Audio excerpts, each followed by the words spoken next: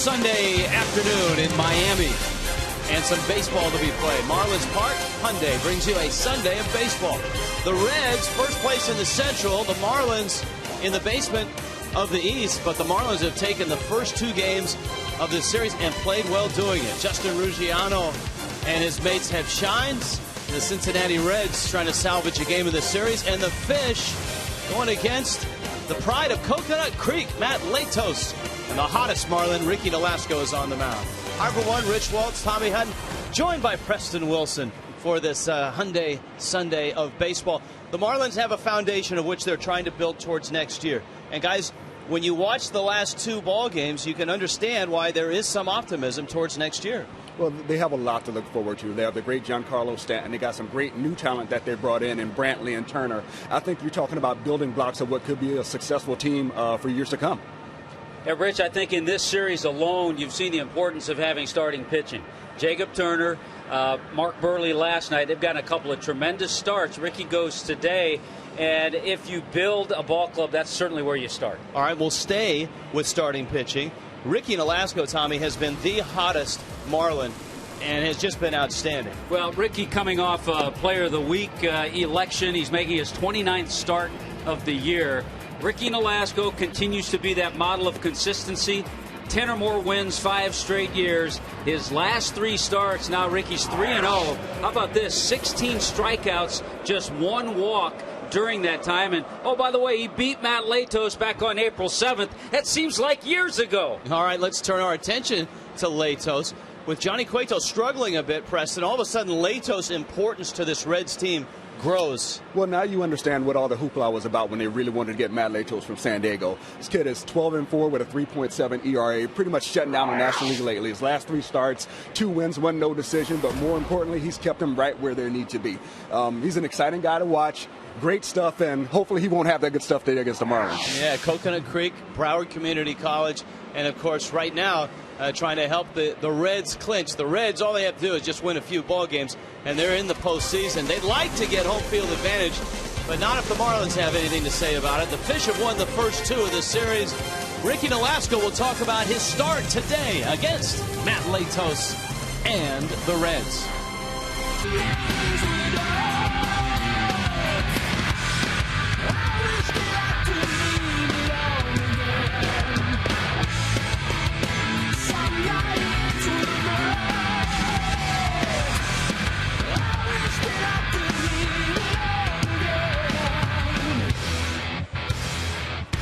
Geddy Lee making a special guest appearance on the show as the Reds and the Marlins get ready to go. Final game of a 3-game series. And boy, the Marlins have looked good in the first 2. A 6-4 win last night and a 4-0 shutout win on Friday night. Here come Dusty Baker's Reds. Brandon Phillips at second base. Chris Heisey gets to start in center field. Joey Votto's at first. Ryan Ludwick, a home run yesterday. He's in left. Jay Bruce in right. Todd Frazier, Rookie of the Year candidate at third base. Deoner Navarro, the catcher. Didi Gregorious gets a start. We're all excited about that. Matt Latos will hit ninth. Yeah, we're all excited about Ricky Nolasco as well, wanting to, as you heard him say, finish strong. And he has been on a tremendous run. You could go back a little further, but just in the month of September, in his 2 starts, 16 innings, 1 walk. He's 2-0 and has an 0.56 ERA. Yeah, the numbers are really eye-popping as Brandon Phillips, Chris Heisey, and Joey Votto step in, and Nolasco gets ready for start number 29 on the season. John Buck behind the plate for him, and the first pitch, fastball up. A look at Phillips, who has been quiet in this series. He is 0 for 8. I think you get to the point, and I'm sure Dusty, he's been through all this. You're the Cincinnati Reds. You have such a big lead, but you want everything to be clicking on all cylinders at the right time. Solano giving chase, and Lee makes a nice over-the-shoulder catch. And he shows the ball to the umpire, yeah. And I think that goes back to last night when he made a catch and then dropped it when he put his hand in to take it out, and it was ruled no catch. Watch this. El Caballo saying to Solano, I've got this one all the way. Got a little muscle on the rebound. Don't think you can get inside me. And then shows it to the umpire. Yeah, that all goes back to that play last night. And here is Chris Heisey. Preston, that's a great question that Tommy raised. How do you, as a manager, when you've got an 11-game lead with 2.5 weeks to play, how do you get it all clicking and at the same time make sure guys are fresh, ready to go? That one's cranked down the left field line, foul.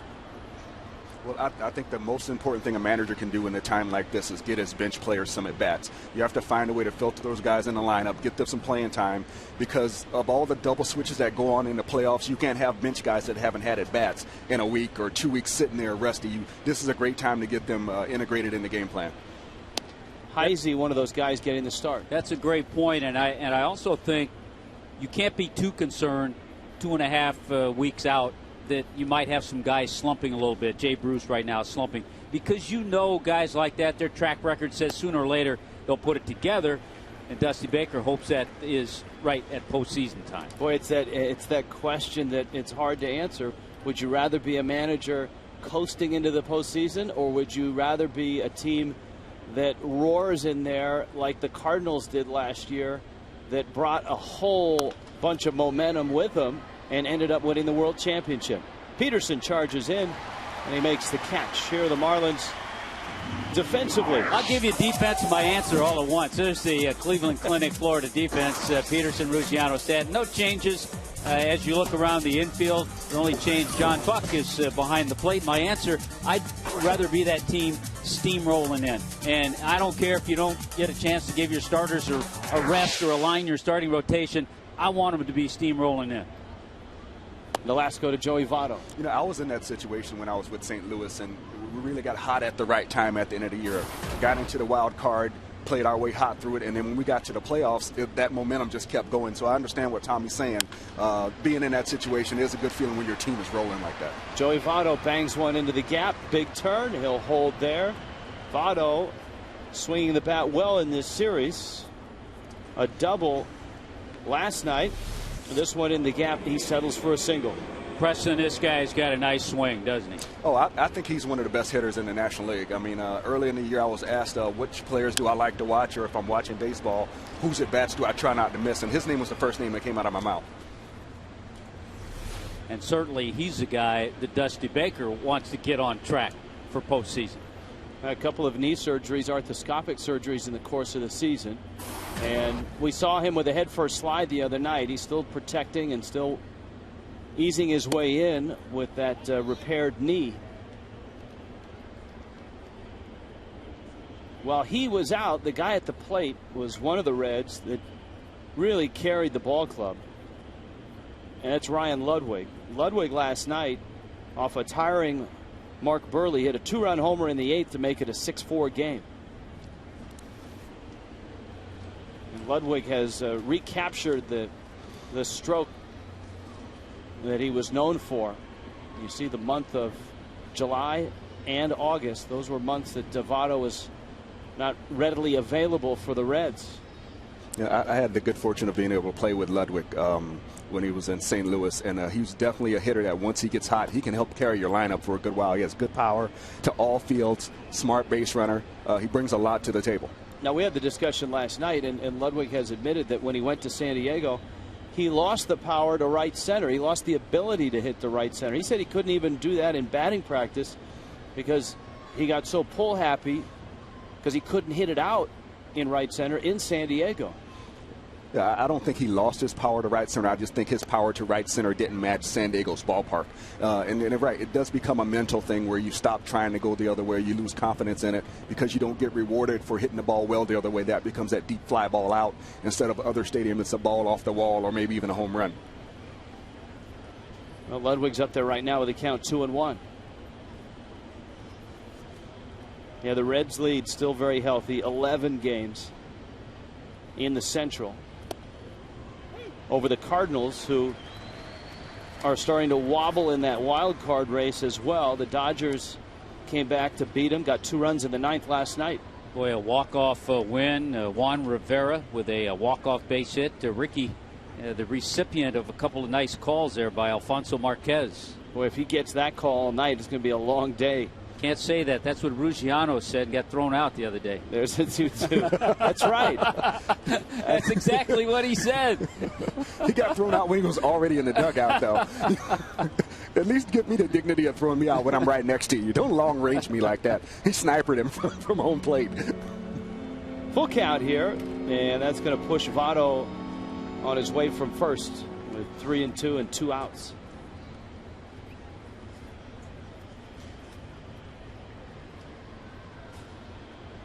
And the Dodgers and Cardinals now in a dead heat for that last wild card spot. Votto's on the move. Ludwick fouls it back and out of play. The Braves, of course, have a pretty comfortable cushion in the wild card race. Rich, I think the major concern for the Dodgers, though, right now is the status of Clayton Kershaw. Billingsley's already out for the year. Kershaw is going to see a hip specialist in New York and miss a start. So that's their big concern right now. And St. Louis and Los Angeles play again this afternoon. Of course, everybody quite happy that we're trailing the Cardinals, that the Dodgers won. Pittsburgh 2 back, Milwaukee 2.5 back, and the Phillies 3 back. Votto on the move, and a swing and a miss. Ricky gets a strikeout of Brian Ludwick. And a nice first inning for Nolasco.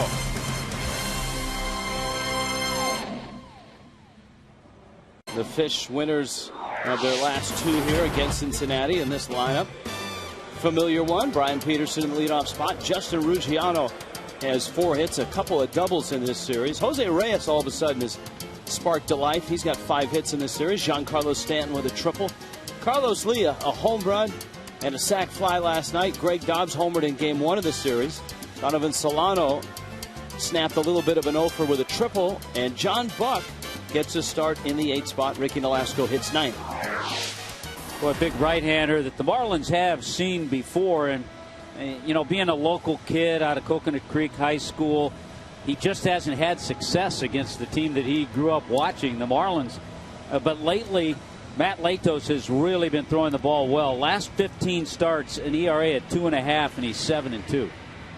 Big kid, 6'6", 235. Coconut Creek, Broward Community College, Padres 11th round pick in 06. He was actually a draft and follow. He didn't sign until 07. And then the 4 players going from the Reds to the Padres. The Reds got a top of the rotation guy. The Padres got 4 big league players. I think it's a trade that has worked out for both organizations. I think it has. I think if you were Matt Latos, it might put a little undue pressure on you early on to live up to the Reds getting rid of all those players. Yeah, a couple of them Miami guys. Yonder Alonso, Yasmani Grandal, both having solid rookie campaigns. Latos facing Brian Peterson. And he swings and misses at a fastball. And it's 0-2. One of the more interesting thing about Latos is he's such a big guy, but he fields his position really well. In 3+ seasons, he's only made 2 errors and hasn't made 1 at all this year. You know, he's a really good athlete, and you know, having a guy that big on the mound, sometimes you don't expect that. Here's his 0-2. Well, we saw that great play by Cueto last night. Burley was on the mound. We know what he can do.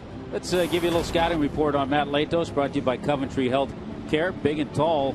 Very deliberate with the delivering, kind of jumps at hitters. The changeup he'll use mostly to lefties. Doesn't usually throw that change to right-handers. Peterson takes outside, and as we saw last night, Johnny Cueto has struggled lately, whereas Latos, his ERA has been trending downwards ever since mid-season when his ERA was up around 5. He has dropped it. He drops a breaking ball there that misses in. It's 2-2. So if you're Dusty Baker, who's your game 1 pitcher? You got to go with the hot hand. Yeah. You can't go on reputation when it comes down to that. You go with the hot hand. Especially in that best-of-5 series. That's a great curveball there by Latos, and that froze Peterson. And I think also the possibility of opening that 5-game series, the first 2 games on the road. There's a look at the defense, brought to you by Cleveland Clinic.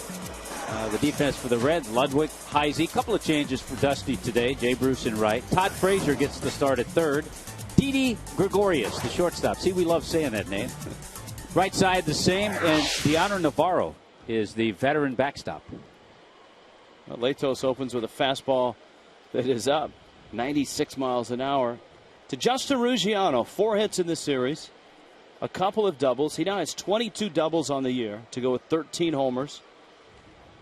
As we've talked about, Ruggiano in his 87th game as a Marlin has put together 3 really good months and is in the process of adding a 4th here in September. Swing and a miss. Rich, I was just looking. We were talking about all the players that went to San Diego. You mentioned Grandal and Alonso and Brad Boxberger, a young prospect, but Edinson Volquez is 10-10 with San Diego this year, 29 starts. So not too often do you receive 3 major league players. Boxberger has been up and down, but a good deal, as you said, I think, for both sides, though. Yeah, Alonso has 34 doubles this year in 139 games. Ruggiano swings and misses, and Latos has dusted off the first 2 that he's faced. He's struck out Peterson and now Ruggiano, and here comes Reyes.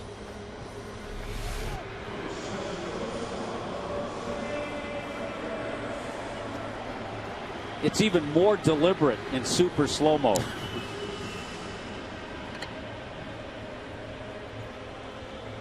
You talk about a downward plane. That's a great example of it. And that was that good slider. In layman's terms, Preston Wilson, what does a downward plane do for a pitcher, and how does it affect a hitter? Well, the pitcher's already standing on the mound, so he has an angle kind of coming down. But when the pitcher's delivery is that much more elevated, the ball is on a tilted plane, so to speak. So it makes it harder to square the ball up. When you're trying to take a good, flat, even swing at it, it's harder to barrel that ball up. That was a 1-2-3 inning for Matt Latos. He goes quickly through the pitch in the first, on to the second. In high definition, thanks to the fine folks at H.H. Gregg. Marlins Park. It's a historic day here in Miami. Coventry Healthcare second inning. This is the first time that the Marlins and the Dolphins have ever played at the same time in Miami. Am I right on that? No, you're right. Absolutely. Breaking ball from Nolasco opens up. So a historic sports day. Yes. Jay Bruce, Todd Frazier, Deanna Navarro for the Reds in the second. Bruce with that easy swing yanks that one foul. Jay Bruce has an opportunity, if he has a hot 2 weeks, to get himself some accolades at the end of the season. Bruce with 33 homers is 1 behind Giancarlo Stanton. He's 5 back of Ryan Braun, who leads the National League. And Bruce, with his 96 RBIs, is tied for 4th with Matt Holliday for RBIs. The RBI leader, believe it or not, in the National League is Chase Headley. Headley with 102 runs driven in. Would you say that Jay Bruce perhaps is one of the least known young players that has had a lot of consistent success? He's put together a real nice start to his career, and he's 25 years old. I'd put him in that category of overlooked guys. I mean, Votto gets a lot of publicity, and rightfully so. He's won an MVP. There's a look at Frazier. I mean, Jay Bruce has increased his home run total each of the last 5 years. His first 3 years as first 5 years as a major league player. Ricky Nolasco beats him over to first. Nice play by Carlos Lee. There's an out, and here comes Todd Frazier. The all-you-can-eat seats are a terrific way to come out and see a ball game and eat a lot, that's for sure. You get a Vista Reserve ticket. All you can eat: hot dogs, nachos, peanuts, popcorn, soda, and water. And the next all-you-can-eat night is tomorrow. Marlins and Braves at 7:10. You can order your all-you-can-eat seats online at marlins.com. Here's Frazier. Tommy Hutton was glancing through the stats before the ball game at the National League rookies, trying to decipher who his Rookie of the Year might be. And you were not having an easy time of it, were you? I would have to really think long and hard, and I'm not sure who I'd cast a vote for yet, but Frazier's certainly on the list. He's started games at third base. He started games at first base when Votto was out. But then you have Bryce Harper. You have Willen Rosario with the Rockies, who leads all rookies with home runs and RBIs. Matt Carpenter, Jordan Pacheco, Yonder Alonso, Wade Miley. He's won 15 games. The list goes on and on. It's a tough year to vote for National League Rookie of the Year. Frazier's contributions also came in the absence of Votto, and providing Dusty Baker with a bit of a conundrum. How do you get Frazier in the lineup and keep his bat and his production going once Votto returned? He can play a little bit of outfield. He can play third. Of course, you got the veteran Scott Rowland, who is out there in most cases. The 1-2 almost hit him. That's a good pitch by Ricky, though. Ricky gets locked in a lot of times with so many strikes. To just back Frazier off a little bit, that's a good pitch. I think that's been the biggest difference I've seen in Ricky in this stretch that he's going well. I've seen him be able to brush guys back off the plate, keeps it low, doesn't go around shoulder height, but he's able to move their feet a little bit to keep them some leaning out there and being comfortable with the stuff that he throws away. Well, his run has been dynamite, and it goes back to the start he made in Arizona, where he gave up 5 runs in the first inning and looked like he was going to get clobbered. But from that point on, he shut Arizona down. And he's gone 30 innings since that 5-run first in Arizona. And in those 30 innings, he's walked 1 and given up 1 earned run. Well, that last start you're talking about in Arizona, that's the last time where he didn't get past the 5th inning in the game. All of his starts since then, he's gone deep into the games, and that's been big for the Marlins, helping that bullpen out. And, of course, a couple of complete games in his last 3 starts. Emergency swing turns into a base hit. That was a great at bat by Frazier. He fouled off some tough pitches, and even the pitch he hit for the base hit was a good pitch. Boy, he threw his bat at the ball and made good contact on it. Watch this thing. It's amazing that he could hit the ball that hard and not even have the ball in his hand, or the bat in his hand, when it made contact. That ball's not even close to Foxtrac's. Pitch 8 is way out there. He still can't believe it. Is Ricky, you just got to tip your hat right there, because there's no way that ball's supposed to be hit. More or less hit for a base hit line drive up the middle. Now Navarro, who gets the start. Ryan Hannigan behind the plate. And Navarro bangs one into right field. A base hit. Frazier's going to head for third. Stanton got a strong arm. And it goes by Dobbs. It looks like it hit the third base coach. I think it may have hit Frazier also, the runner. But it hit somebody. That's why it just kind of stopped there. Navarro, in the meantime, stayed at first base.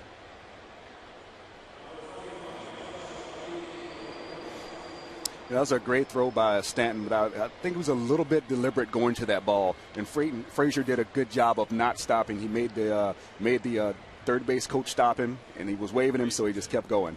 I think Tommy's right. I think it hit Frazier's left arm or left shoulder. And then it did hit Mark Berry, the third base coach. And now here is Didi Gregorious out of Curacao. And he takes a strike. Preston, it's safe to say that runners, base runners, can approach running here the way they did at Coors Field, or you do at Coors Field, because the outfielders are a little deeper. Yeah, you do, but also I think as an outfielder, your responsibility is to charge the ball hard, because the best throw that you can make is the one that you don't have to make. So if you get to the ball quickly and you force a base runner to shut it down, you don't have to worry about making a good throw. And I think that's one thing the outfielders here are going to have to learn, that you're going to have to charge the ball hard. Of course, you got to break down and field it cleanly. But the quicker you get to the ball, the more likely those coaches are to put that stop sign up. That was a terrific stop there by John Buck on the breaking ball from Nolasco, keeping that man, Todd Frazier, at third. Navarro's across the diamond at first, and Gregorious at the plate.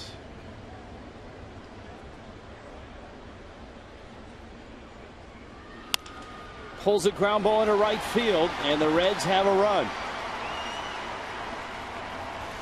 Giancarlo charged that ball right there much harder. Great job getting to that ball, and it was a little bit towards the line for him. Got there quickly. I know he wasn't worrying about Navarro running that well, but just that one play to the next, you see him getting to the ball a lot quicker. How about these 3 base hits? You had the safety swing by Frazier and a couple seeing eye ground balls. And just like that, the Reds get their first run. That is the first career RBI for Didi Gregorious. And now you've got Latos up there with runners first and second and 1 out, and he's going to try to bunt the runners up. Boy, Dobbs has got to be careful. Dobbs came charging in for that bunt, and he forgot that there was a runner at second, and there was nobody at third. Fortunately, Deanna Navarro wasn't paying much attention at second base.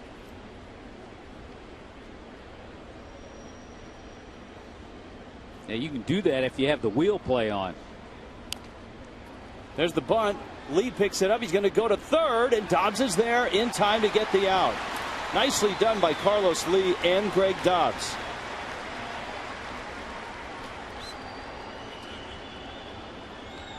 Well, that was a nice play all around. Watch how Dobbs now has to stop, go back to the bag. He has to anticipate a throw. He doesn't know he's going to get the throw. No tag necessary. Dobbs gets out of there like a first baseman. Well, that throw was right on the money by Carlos Lee, too. You know, he took all the work out of for Dobbs. Dobbs just had to stick his glove right there, chest high, right on the bag. Great throw.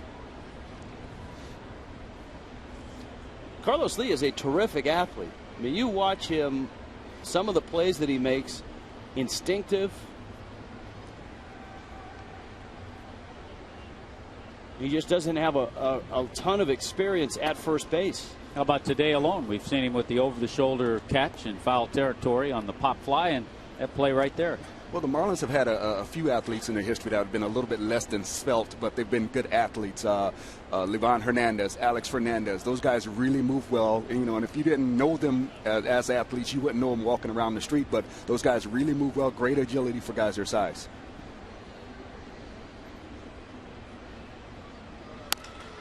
That's a foul ball. Ooh. That one skimmed down the line and just went foul. Hey, Alex Fernandez is a great call. I mean, he was a terrific hitter.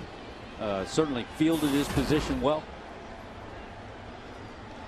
1-1 to Brandon Phillips. Still looking for his first hit of this series. He's 0 for 9.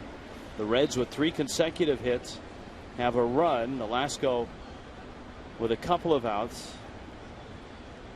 Facing a guy who's really not a leadoff hitter. He's more of a number 3 type hitter with his power. 17 homers, 30 doubles. I think he's a number 3 hitter because of the ballpark he plays in. Prime example, if you put him in this ballpark, then I think he is more of your leadoff type hitter because those home runs instead of 17 would probably be around 10 or 8. You know, you definitely get a little extra distance playing in the Central in some of those ballparks and having Cincinnati as his home ballpark. Here's the 2-1 pitch. So it would change his statistics. Would it change his swing? You know, some guys it does. Hopefully it doesn't, because most coaches try to tell guys, keep your line drive swing no matter what. But when they get in ballparks like Coors Field or someplace, guys have a tendency to want to lift, and it kind of screws them up. Yeah, he had 14 home runs in his home ballpark, 3 in a row. So that shows you if he has another ballpark as his home ballpark, he would be a more prototypical type leadoff hitter. Nolasco with a 3-1 pitch coming. And the count goes to 3-2. Yeah, you got to think a guy like Stanton, if you played in Cincinnati, probably hit 50. You know, just because of the balls that he misses here that go to the wall. Yeah, or Philadelphia. That just get to the wall here. Those balls are home runs there.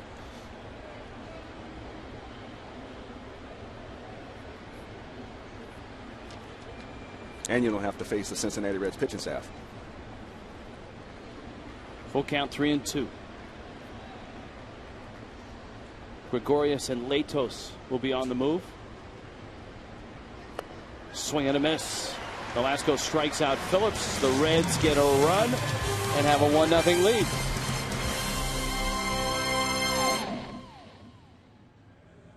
Hyundai. If it's fuel efficient, affordable, stylish, and safe, it's probably a Hyundai. By AT&T, the nation's largest 4G network. AT&T, rethink possible. By Papa John's, for $10, get Papa John's Buffalo Chicken Pizza. For $2 more, get any large pizza. And by Toyota, visit your local Toyota dealer today for great deals on an amazing lineup of Toyota vehicles. Taste of Miami. Look at him go. Guys, if I disappear during the game here, that's where I'll be right there. Make it 2, would you?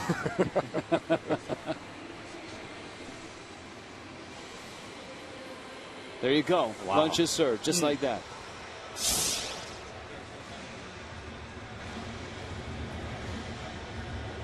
Here's Latos. And now Giancarlo Stanton, Carlos Lee, and Greg Dobbs coming up. Rich, we've had an interesting conversation about hitters in different ballparks. And I think the same can be said. And you and I had a great conversation with Matt Latos yesterday. Stanton breaks his bat and drives it into right center field for a hit. And he made a good point about pitching in San Diego. He said, I didn't feel bad. I knew if I had a 2-0 pitch or left a slider middle of the plate, he said, I don't worry about it too much. It'd be a long fly ball out. And I think in a way, pitching at Great American Ballpark maybe has made him a better pitcher. That's a good point. His ERA, as we pointed out, mid-season was up around 5. And it's right now sitting at 3.72. Last 15 starts, his ERA at 2.5. So here's Lee, who blasted one up on the stairwell last night for his 9th home run of the season.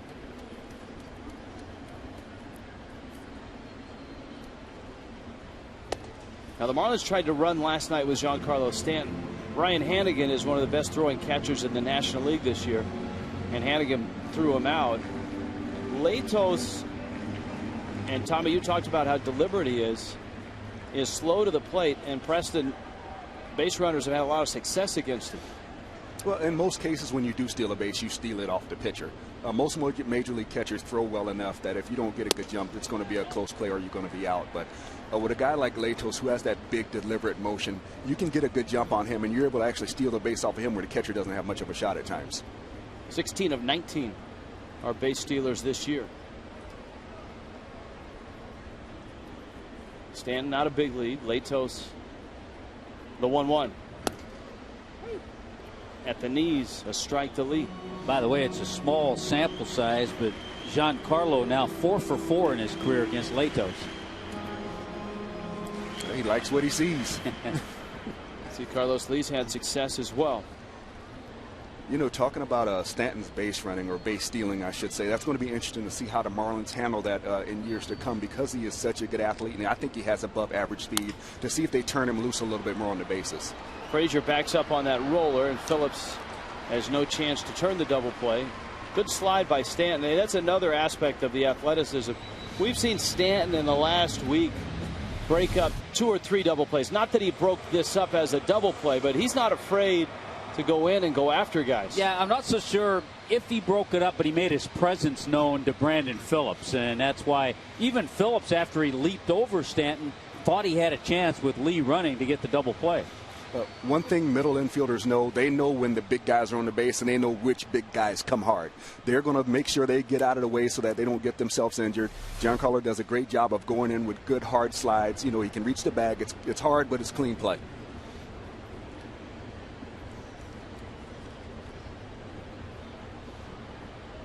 Now Dobbs. See, Stanton's got a couple of things working for him. He goes in hard, but he gets there because he runs well. A lot of big guys might not get there that soon, And so then the second baseman can get rid of the ball and then get out of the way. Preston, to your point about managing Stanton's running game, he can steal bases. He's a terrific athlete. When you have a guy that is also going to hit 40 home runs and in the Marlins' hopes drive in 100, how do you manage that running game? Well, every team handles it differently. When I was here at Florida, I had the green light. I could go whenever I wanted to. They wanted me to run as much as possible. When I went to Colorado, I was the same type of hitter, but they wanted me to just kind of conserve that a little bit more and not steal as many bases and not beat my body up as much. Kind of save it for hitting and driving in runs. Well, they had an idea that you were going to drive in, 190 runs? What was it? Was it 146? Yeah, 141, I think. 141. Yeah. 141 RBIs. They were talking Hack Wilson that year. Bugs Bunny numbers. It's a lot of fun when you have a run like that, but you really realize how valuable the guys hitting in front of and behind you are. Who'd you have? Who was in front of you? I had Todd Helton in front of me. And then after the first month of the season, I had Larry Walker hitting behind me. So during that stretch, I was going to get pitched to more than I ever had in my career. Carlos Lee almost took off for second base. Votto is playing off the bag. He was almost trying to time Latos because he wasn't looking over. Stubbs takes away, and Latos has fallen behind 3-1. Dobbs' homer was one of the big blows on Friday night in the 4-0 win. Jacob Turner, 7 shutout innings, which he gave up just the 2 hits. Last night, Mark Burley worked late into the ball game, and Burley picked up win number 13.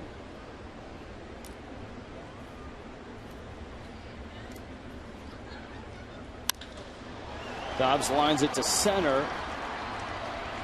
Heisey out there, and he makes the catch. All season long, Fox Sports is proud to support Boys and Girls Clubs of America, a place where youth can reach their full potential as productive, caring, responsible citizens. To learn more, please visit greatfutures.org/Fox Sports. Billy in the middle of it down there. Rich Waltz along with Preston Wilson, special guest appearance. Billy not walking on water, but walking on the seats. Tommy Hutton with us, Craig Minervini, Jeff Conine, our entire crack staff in the truck. John Sulzer, our producer, Jim Holly, our director, Ken Lee, our critically acclaimed graphics coordinator. And a breaking ball is a strike to Donovan Solano. You know, Solano's a guy that I watch and I really enjoy watching him play. He does so many things well, defensively, base running, offensively. I think he's a great situational hitter, and it's going to be interesting to see how he fits into the mix in the future of the Marlins here. Talking to him today, by far this is the most he's ever played because he's been in the minor leagues, so he's been at home. He's been in Columbia by now, so he's said he's feeling pretty good. I asked him about winter ball. He's played winter ball in Columbia. They have 4 teams, but he's not sure if he's going to do it this year. He said he hasn't committed yet. Well, you need some time to take some rest. Yeah, that extra month of major league season compared to the month less that they play in the minor leagues really does play a toll on you. See a lot of guys start to wear down at the end of the year, their first year or so in the major leagues, because they're not used to that schedule. 0-2 pitch misses out. I thought he mentioned that he would play for the Colombian team in the qualifiers of the World Baseball Classic. That's in mid-November. So that's possible. That's possible. That's at Rod Carew Stadium in Panama. Panama, Colombia, Nicaragua, and Brazil. Latos just threw it right by him. Solano swings and misses. 1-0, Reds on top. Florida.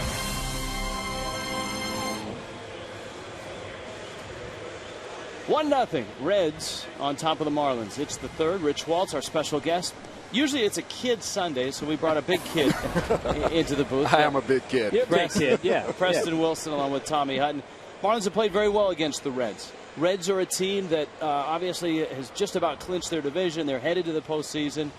But the Marlins, I think, have exposed a few issues that the Reds have. Well, I think the good news is that they've faced the Reds' finest. Bronson Arroyo the other night. Johnny Cueto in the game last night, and today Matt Latos. Well, it hasn't been an easy run for them. When they're in Philly, the series before this, they faced some tough pitching, and they come here and it doesn't get any better with Cueto and Latos in this series. And it's been a tough stretch, and these guys have hung in there pretty well. Velasco misses inside to Chris Heisey with Joey Votto and Ryan Ludwick right around the bend. Cincinnati getting a run in the second. Bottom of their order, Todd Frazier, Deano Navarro, and Didi Gregorious with 3 consecutive singles. Stubbs, a hot smash, picks it up, fires across. Catch, tag, no tag. Lee swiped at Heisey and didn't quite get it. Tom Hallion, the first base umpire, took his time and made the call. Still had time after the bobble, but then unleashed the throw. That was very close. From here, it almost looked, but there was no argument. It almost looked like Carlos Lee got him. But for Greg Dobbs, he missed him clearly. That was error number 11 on the year for Dobbs.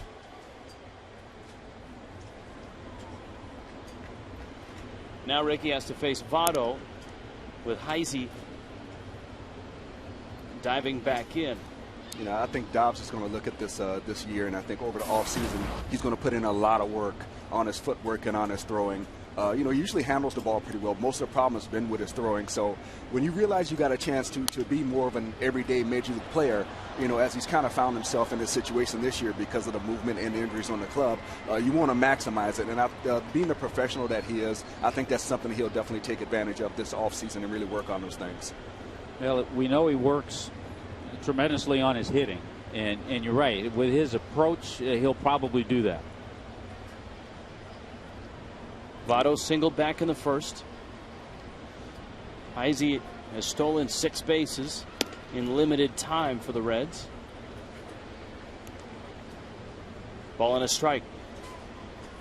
I love to see players improve themselves and make themselves better. And sometimes it is just putting in the work. Some guys may not have the ability, but I think Dobbs is a player who has the ability. It's just been so long in his career, he's been considered a left-handed bat. And now he has the opportunity to be a complete player. And I think I'm going to see him make that change, make that evolution, and becoming a better defensive player. 1-2 to Votto. Votto playing in just his 96th game. As Tommy pointed out last night, the amazing number for Votto. This is game number 96. He's got 38 doubles. And he strikes out. Velasco gets him.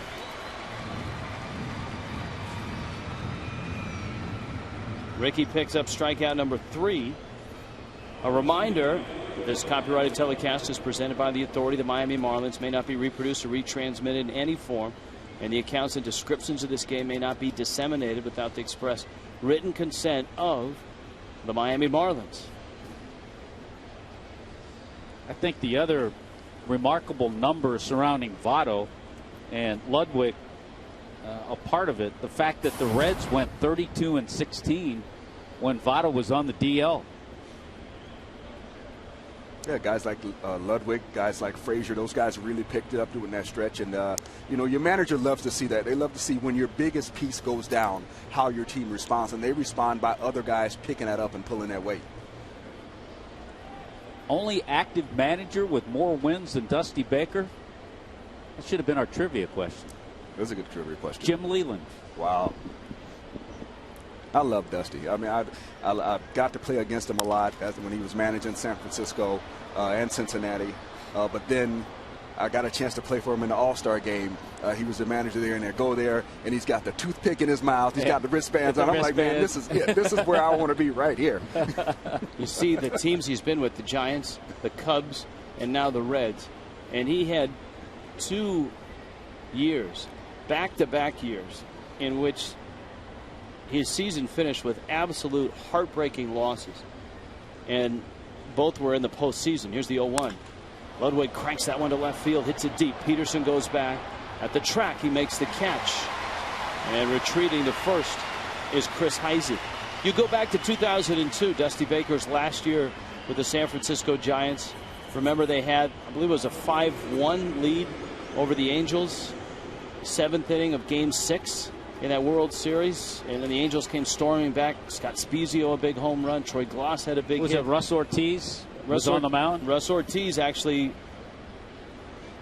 I don't know if Ortiz asked for the ball or Dusty gave him the ball, figuring that might be the game-winning ball of the World Series. He took it with him to the dugout, and as it turned out, the Angels won Game 7 after coming back in Game 6. And Marlin fans know that it was Dusty Baker who was leading the Cubs in 2003 in the National League postseason that sent the Marlins to the World Series. That championship series comeback, also a Game 6. You know, I liken Dusty Baker to guys like Jack McKeon. They don't have a whole lot of things that they ask of players. Be on time, play hard, and respect the game. You know, that's it. You know, some teams have all these obscure rules and things that kind of take away from the on-field things. When you have a manager like that who just wants you to play hard, it makes life easier, and you find out who your real professionals are, who your ball players are. What's the most ridiculous rule? You don't have to name the manager, but of all the teams you played for, was there a rule that you thought this is just? I played for a team where you could not wear your warm-up sweatshirt in batting practice. You had to wear a jersey.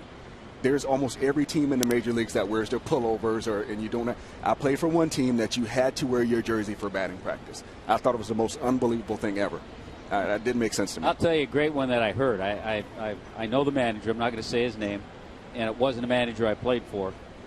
He would not allow his players in spring training in Florida to wear jeans to the ballpark. There's a roller up the middle into center field, and that's a base hit. Heisey turns and heads to third. Jay Bruce sneaks one up the middle. All the hits that Nolasco has given up have been singles, 5 of them so far.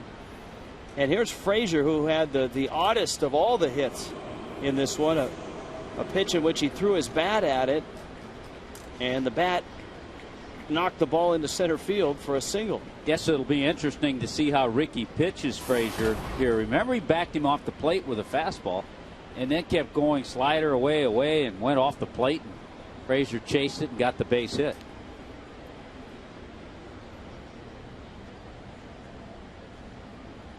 This is the kind of swing, and that is a swing there. He didn't check it. The kind of swing that you expect on a hit and run when it's a pitch out. You know, this is some smart pitching right here by Ricky, because that base hit that he got right there, that pitch is the same pitch that he started him off on this at bat. Yeah. And he still swung at it again.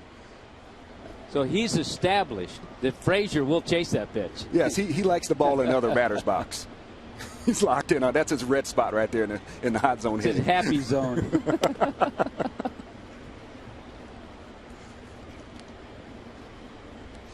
There's Fox Tracks by Papa John's. Now here's his last at bat. Almost the same spot. Yeah, pitch 8 is the one that he knocked into center. And number 5 was that one that brushed him off the plate.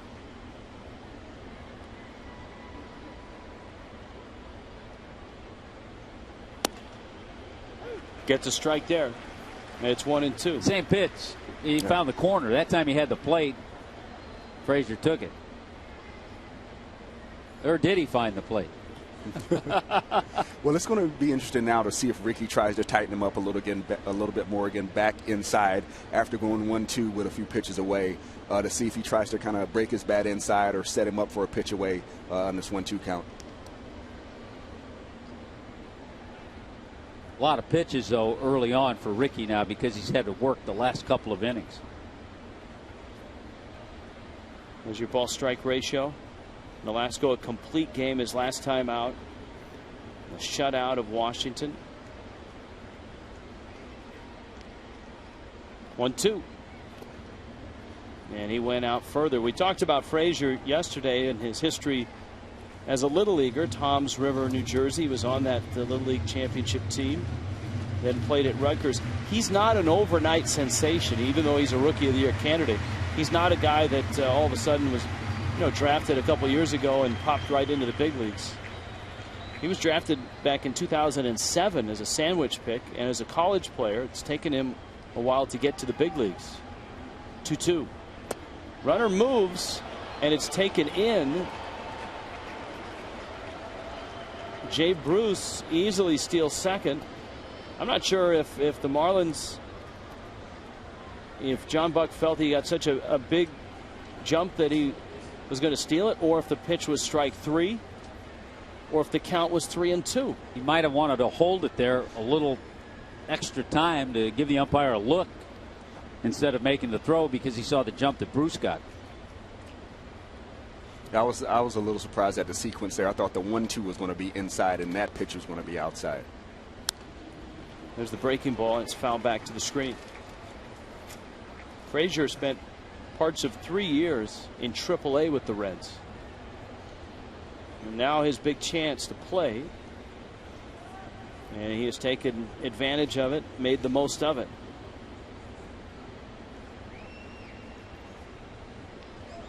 One nothing, Cincinnati on top. 5 hits for the Reds, all of them singles. Came in with the fastball to right. Stanton is under it, and he makes the catch. Nolasco pitches out of trouble in the third. Still 1-0 Cincinnati. On a Sunday, let's check in with Craig Minervini. Craig?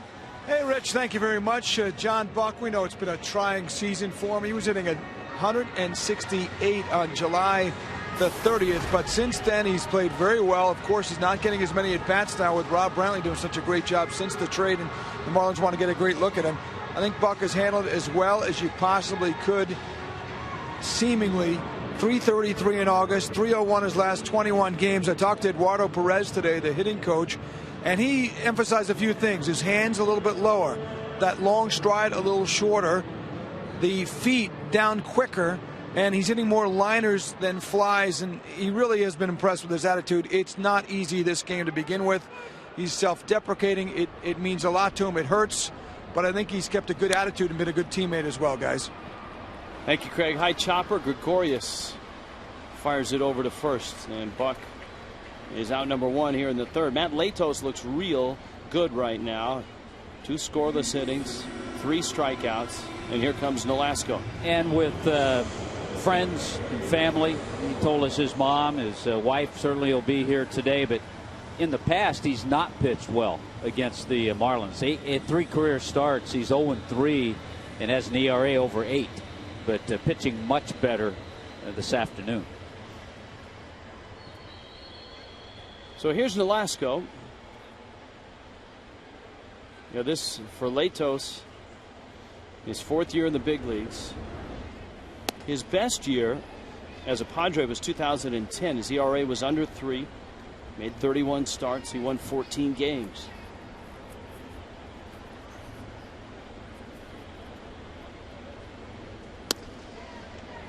It's a trade that seems to have worked out for both teams. We talked about the 4 players that went from Cincinnati to San Diego.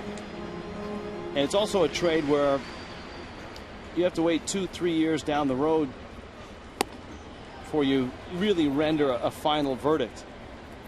Because if Yonder Alonso and Yasmani Grandal become regular players, if Volquez is in that rotation for a while, maybe Boxberger good out of the pen for Bud Black.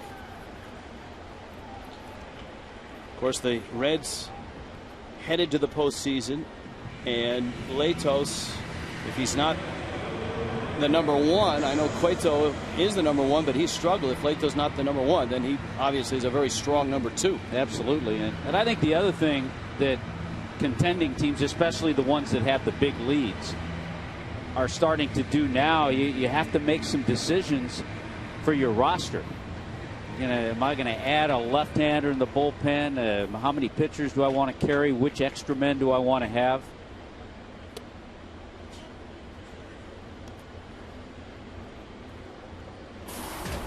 You know, those 4th and 5th outfielders and your utility guys become very big decisions. You know, basically because what we said, especially in the first half of the playoffs when you're playing in the National League, there are a lot of double switches and a lot of movement that goes on within the game as managers try to match up their lineup with the pitching.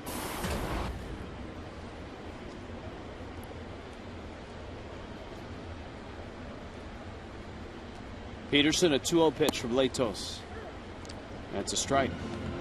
Tell you what, we mentioned how John Buck has kind of progressed towards the end of the year as far as his batting. Peterson has picked it up also. Since August 1st, he was hitting 174. Now he's up to 219. His own base percentage back then was 278. He's got that over 300 now. So getting those consistent at bats is starting to pay off for him, and you're starting to see him get more comfortable against Major League pitching. And as a leadoff guy, last 10 or so games, his on-base percentage has been over 400. Went after the 3-1, hits a high fly ball up foul. And Tommy, that was a ball, and I told you we'd see this. That was a ball that cleared a couple of the girders. It didn't hit anything, but it narrowly missed about 3 or 4 of them up there. It sure did. It went over the top of one of the steel supports that runs in foul territory and through a maze of others. I don't think he swung. He may have pulled the. Oh, he called it a swing. Wow. Peterson felt he checked it. I knew he was going to call that a swing. He tried to play it off very well, but he went around on that one. He may have pulled an oblique in the process. That's not a swing.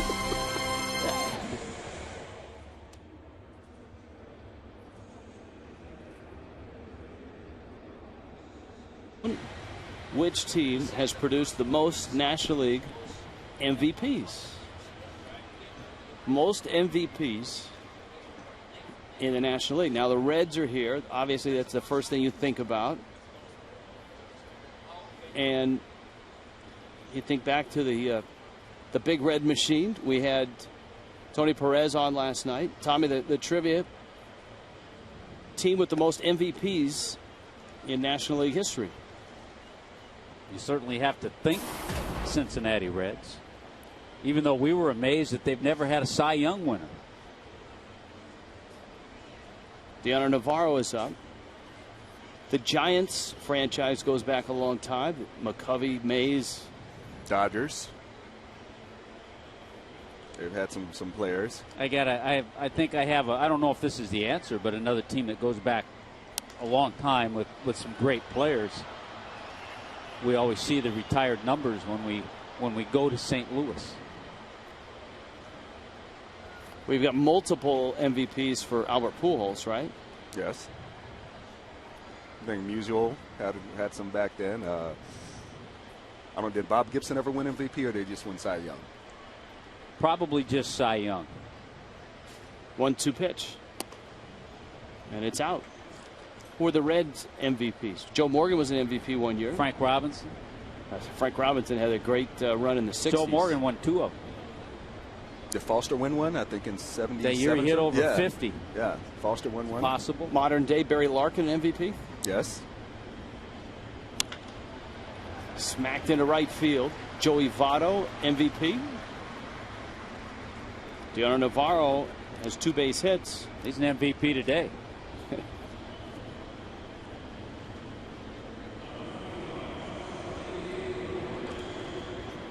So Cardinals, Giants, Reds.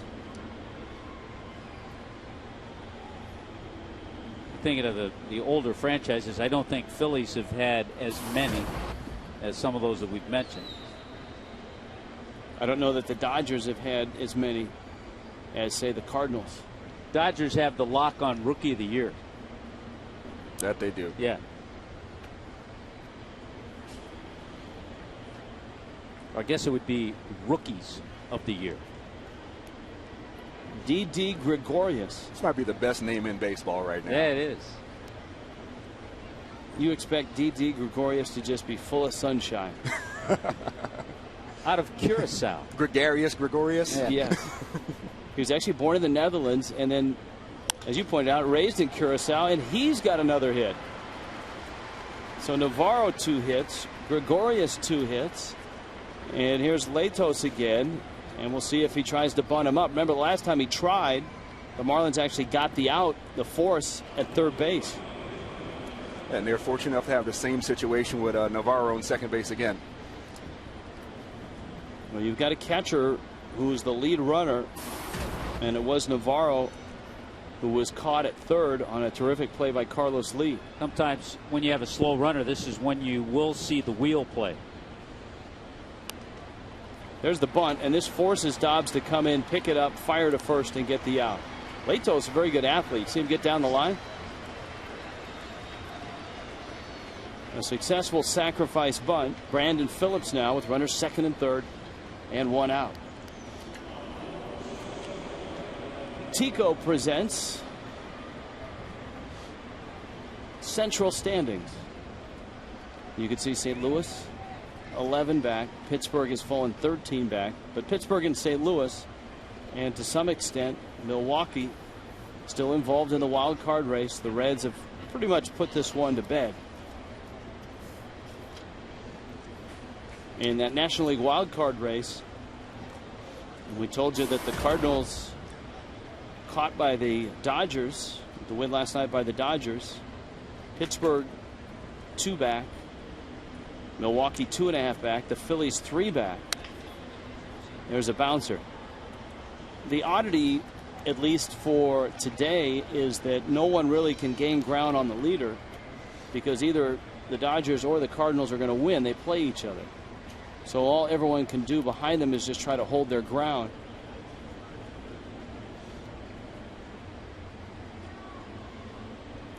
Pittsburgh plays the Cubs at Wrigley.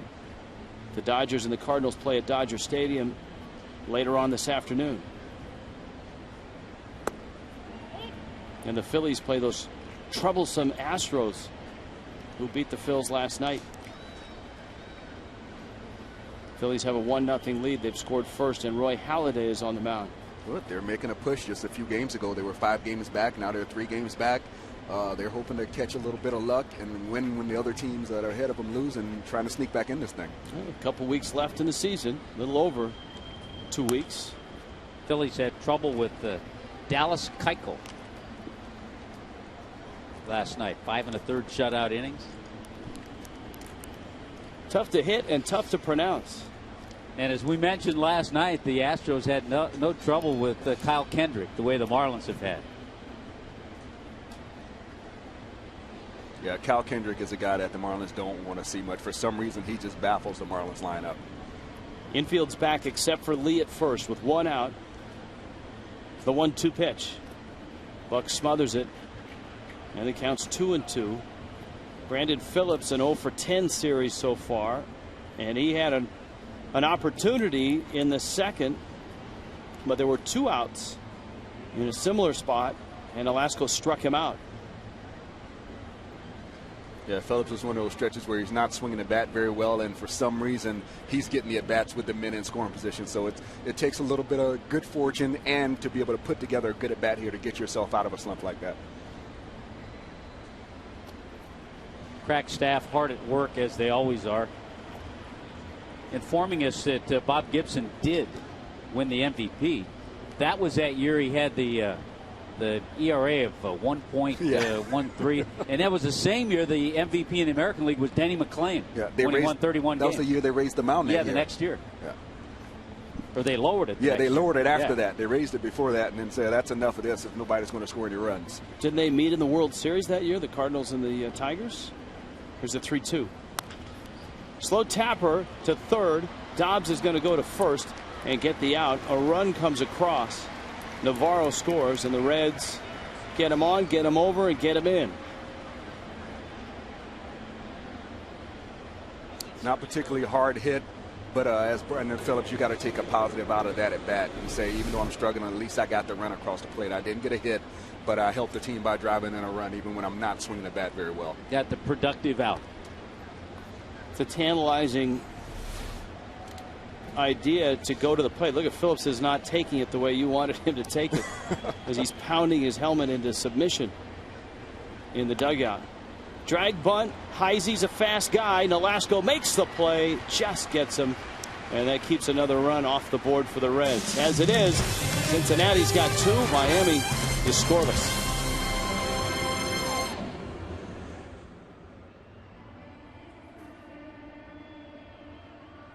At Nissan's Summer Saving Days. Visit ChooseNissan.com. By Coventry Healthcare of Florida, lighting the way to better health. And by Sagicor. Plan a bright financial future today at SagicorLifeUSA.com. Clouds abound here in South Florida. A little bit of rain, a little bit of clouds. Matt Latos knows the drill. He grew up down here, just north of here in Coconut Creek. Here's where he grew up. But as he told us yesterday, he's appreciating the fact that he doesn't have to pitch in the humidity, possible rain delays. And so far, so good for Matt Latos. Yeah, he's pitched much better in this ball game than his previous outings here in Miami, and even as a whole, his outings against the Marlins. You know, the one thing he's got working today, he's got a great slider working today. He always has the good live fastball, but he has a really hard, sharp, late-breaking slider today, and it's giving the Marlins fits. Ruggiano leads it off. He struck out his first time up, and a fastball that's been living in the mid-90s misses for ball one. Latos looks like a throwback guy. He looks like a guy that would be pitching in the 60s or the 70s. You talked about Gibson, and he's just got that look to him. Well, he's not afraid to come inside. Though not many guys in the 60s and the 70s were all tatted up. Well, I think that's the thing that's hard about him to hit. You know, first he strikes you out, then he gives you something to read and look at. So it's just kind of a tough day going up there against him. I mean, how many guys in your era, Preston, or your era, Tommy, were all tatted up? That was a new thing that was coming in towards the end of my years. Not really many guys, even when I was playing, had a lot of tattoos like that. I mean, maybe guys that were in the service. That was about it. Yeah, we didn't have many Navy guys come over when I was playing. And Latos has been pretty durable, too. This is his third consecutive year that he's given the Padres, now the Reds, 30 starts or more, 180 innings or more, 3 straight years. 3-1 pitch to Ruggiano. Talking about durability, we're getting to get a look at Ruggiano's durability. I know he got nicked up a little bit this year, but you know, until this year, the most at bats he'd got in the season is 105 at bats in 2011 with Tampa. In 2008, he got 76. He's already up to 260, 270 at bats now this year. So it's seeing how he's getting to be more of an everyday player after being relegated to a more backup role. Now Latos just throws a fastball by him. Ruggiano struck out twice. Here's the answer to the AT&T trivia question. We flipped the phone. I think Cardinals is a good guess. Maybe Giants. Cardinals, Giants, Reds. I think we threw all those teams out there. Now Reyes. He popped out to shallow center his first time up. Big breaking ball from Latos for a strike. Marlins' only hit was a broken bat job into right field by Giancarlo Stanton in the second. Reyes sprays a grounder in the hole. That's going to be a hit. Gregorious with his bling in his mouth there comes up with the ball. Let's hope that's not stuck. That's a talented guy. He catch the ball in his glove and the bling in his mouth. And make sure he doesn't lose the bling. It's multitasking at its best right there. Yeah, the one thing about this game, the Reds have gotten all the base hits. They have 7 base hits. But all of a sudden, with that 1 base hit, the Marlins now with 2, they bring the tying run to the plate. Well, Ricky's done a good job of scattering singles around the ballpark. There haven't been any extra base hits, and he's been able to work himself out of some tough jams. The runs that he gave up, base hit and an infield ground ball to score a run. So he's done a good job pitching himself out of trouble, even though he's pitched poorly to get himself into trouble. Stanton swings and misses that breaking ball. We talked about opponents stealing a lot of bases against Latos, 16 of 19 this year. And you got Reyes at first. Reyes still has a shot at leading the National League in stolen bases. Michael Bourne has been stuck in the high 30s now for the last couple of weeks. Bourne at 39, Reyes at 35. Angel Pagan has taken the lead in triples with 13. Reyes tied with a variety of players at 11. There's your stolen base leaders. JP now has joined them. I was going to say, doesn't that name just jump out at you, Juan Pierre, to see him up at the top of that list still, at this stage of his career? Shane Victorino with 35 as well. 0-2. How does it affect Reyes' running that he is slotted in front of Stanton? Well, you know, I think it affects it. He has to be more selective, especially he has to play along with the scoreboard more with his running now, because when you're on first base with Stanton at the plate, you're in scoring position. So you have to make sure if you do go, you get a good jump and you're not putting the hitter in a bad situation where he's forced to take a pitch that he may drive. I think, yeah, in this situation, you be real careful. If Stanton makes an out, now you have Carlos Lee up there, it's a different story.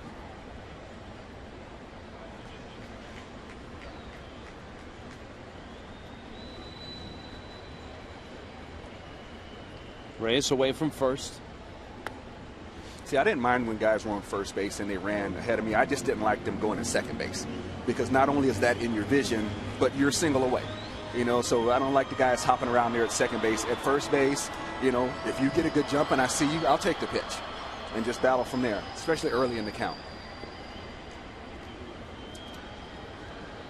Stand with the count 2-2. Bounces in the dirt. Reyes gets a break. The throw, though, from Navarro.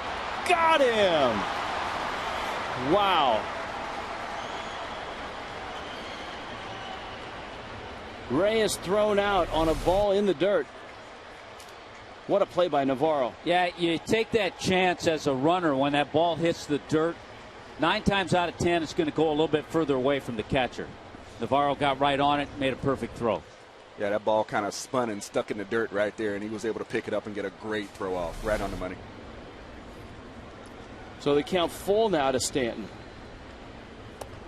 And he takes outside. By the way, I love to put numbers to things we were talking about, and we're talking about Gibson in '68 winning the MVP was 22-9, 1.12 ERA. He had 28 complete games and 13 shutouts that year in over 300 innings. Yeah, I think he should have won the MVP. Most volcanic player ever. 1.13. My goodness. There is Carlos Lee.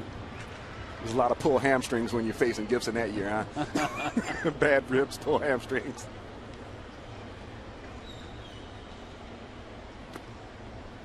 Latos misses down low. Lee bounced into a fielder's choice in the second. Miami has just 2 hits against Latos. Neither one to brag about. The broken bat single by Stanton and the infield hit by Reyes.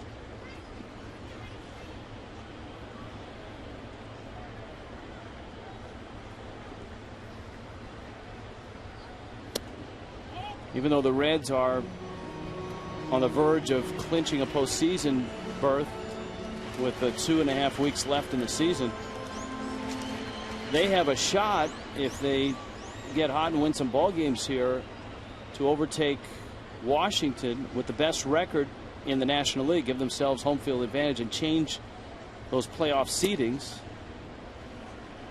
As we talked about yesterday, if it ended today, the Reds would open in San Francisco. Dusty Baker's team would actually have home field advantage, but the first 2 of the best of 5 would be played in San Francisco and the last 3 in Cincinnati.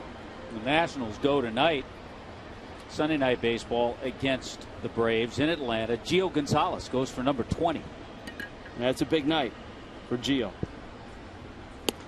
Well, national television stage and a chance to go to 20-7.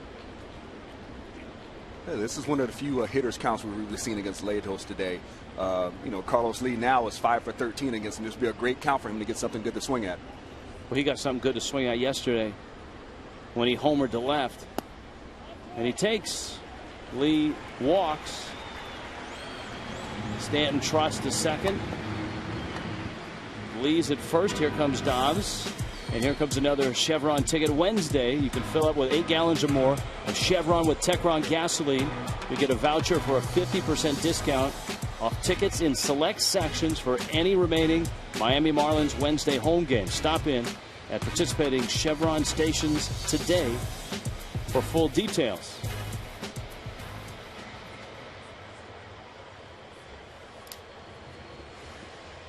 Some 2-out walks, 1 to Stanton, 1 to Lee. The play at second looms large, in which Reyes was thrown out by Navarro on the ball in the dirt. And here's Dobbs, who lined to center in the second. See what he's done with runners in scoring position. Well over 300.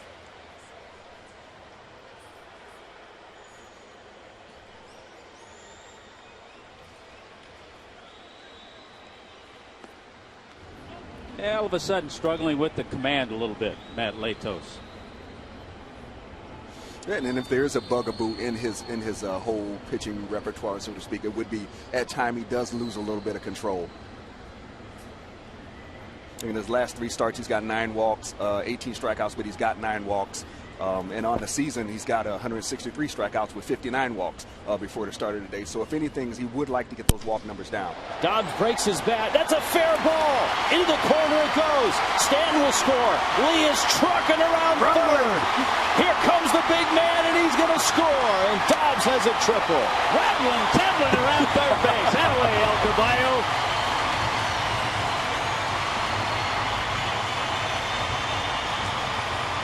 How many times do we see Greg Dobbs in a hitter situation with a pitcher wobbling and struggling just a little bit, have a good swing, and El Caballo give Joey Cora a nice hug after scoring the 2nd run to tie it?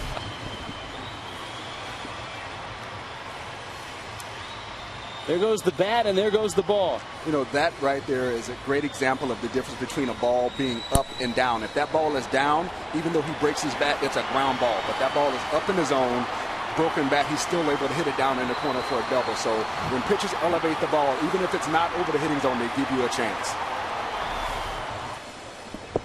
So a 2-run triple has tied this game. And the 2-out walks really hurt Matt Latos. Donovan Solano now with Dobbs at third.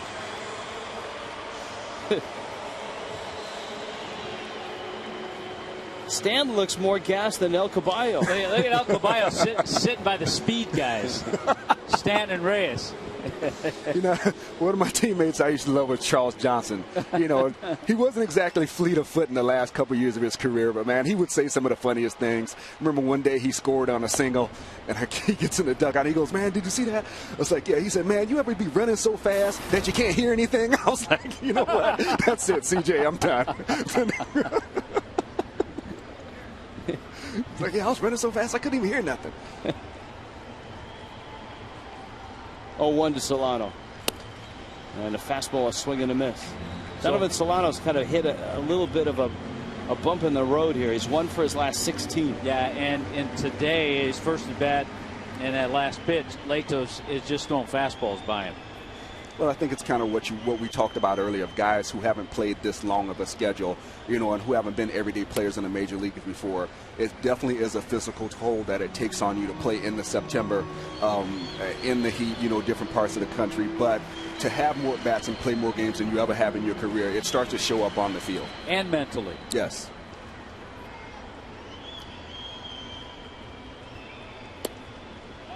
Latos looking into the Reds dugout. Count 2-2.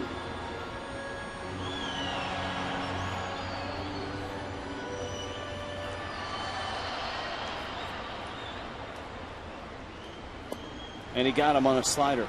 Inning over, but Miami gets a couple. Greg Dobbs, a 2-run triple. We're back after the sports injury prevention message from the Cleveland Clinic, Florida. Appropriately, now it's time for the Just for Men Keep Your Edge Spotlight. Jose Reyes, 29 of his last 32 home games, he's got a base hit. Certainly, Reyes has given the Marlins an edge. You can keep your edge with Just for Men mustache and beard.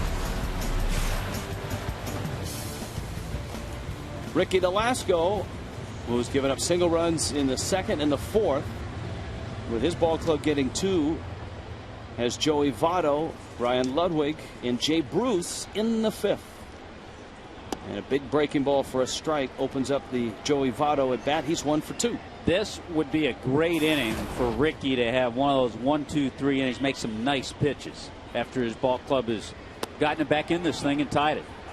Managers love the shutdown inning. After your team goes out there and they give you a couple runs, tie the game back up, you come back, you shut the lineup down. It kind of calms the waters a little bit.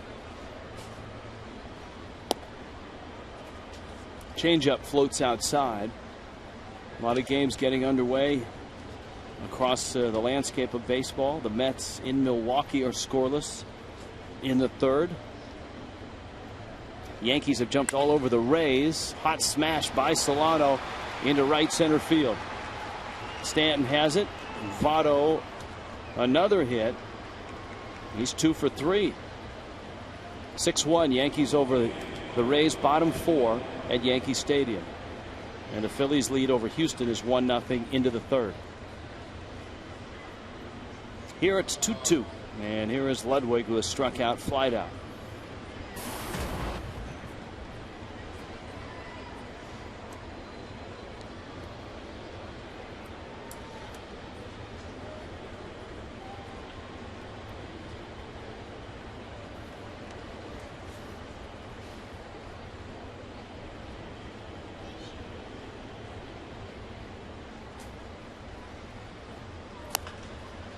If you asked anyone around baseball right now, let alone a month or two ago, who would have the second best record in the American League, I don't think a lot of people would pick Oakland.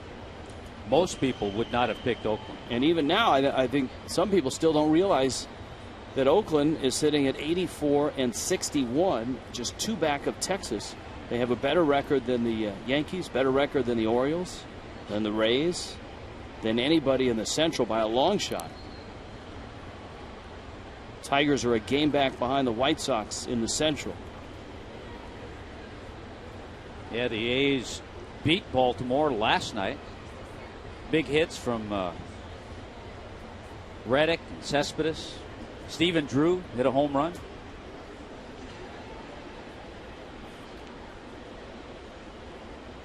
I still like my mid-season selection for Manager of the Year in the American League, and Bob Melvin. He's coming on strong.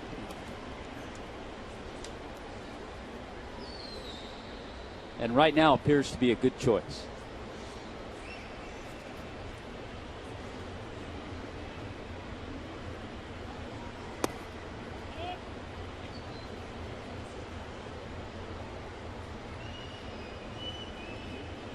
Ball and a strike. And another solid MVP candidate continues to come up big. Buster Posey, 3 for 4 game last night with a home run. The Giants have won 83 games. And their lead over the Dodgers looks secure, 7.5.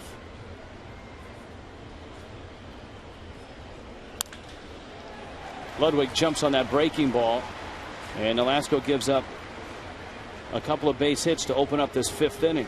Well, I think Ludwick kind of knew what was coming right there. Ricky started him off with 2 fastballs hard in, so I think Ludwick really kind of looked out over the plate right there and really got a really good swing on the ball that was out there, and it was off speed. And it was up a little bit. Ricky hasn't been quite as sharp as we've seen him the last few starts.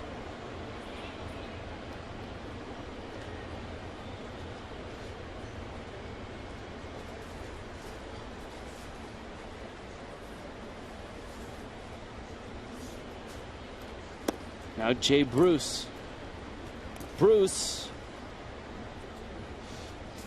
is our Cholula Hot Sauce Spotlight player. Always an honor. Beaumont, Texas. Enjoys hunting, fishing. First round pick in 2005. So he's sitting at 96 RBIs, looking at a 100 RBI season. To finish it up strong here. Great season by the young man.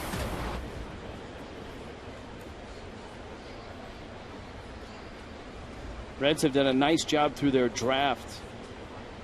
Guys like Bruce, a first rounder in 05. Votto, a second rounder in 02.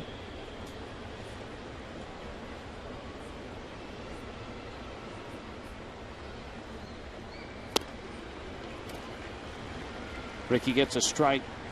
Good sharp breaking ball. It's 1-1. Yeah, you see Bruce is only hitting 259, but that's something I think where he's going to learn to kind of stay within himself a little bit more at times. He's got the great power, 33 home runs, 96 RBIs. But he may not end up being a 300 hitter, but I think he can be a 270 to 280 type hitter the more he learns in the major leagues. On base percentage at 334. Slugging percentage at 5.4. Hey, did you see who coming into play today was leading the National League in slugging percentage? How about Giancarlo Stanton? There you go. Giancarlo Stanton at 597 has inched ahead of Ryan Braun in slugging percentage. I think the only Marlin who ever finished the year over 600 in the slugging percentage department was Gary Sheffield. Yeah. Sounds about right.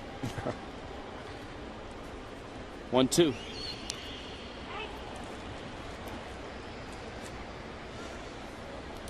Yeah, Stanton followed by Braun, then McCutchen, Posey, and Bruce. Jay Bruce is 5th in slugging percentage. Yeah, Jay Bruce hit .256 last year, so about the same this year. His best year average-wise, he hit .281 in 2010.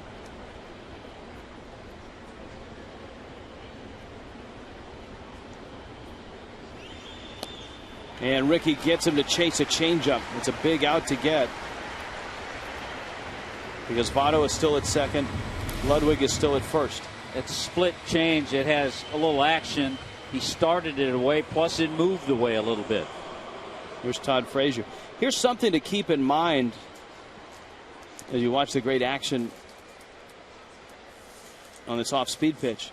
Joey Votto at second base is not comfortable sliding feet first yet after his knee surgery. We saw the other night on a play at second, which wasn't really a close play, on his double. He actually went in head first.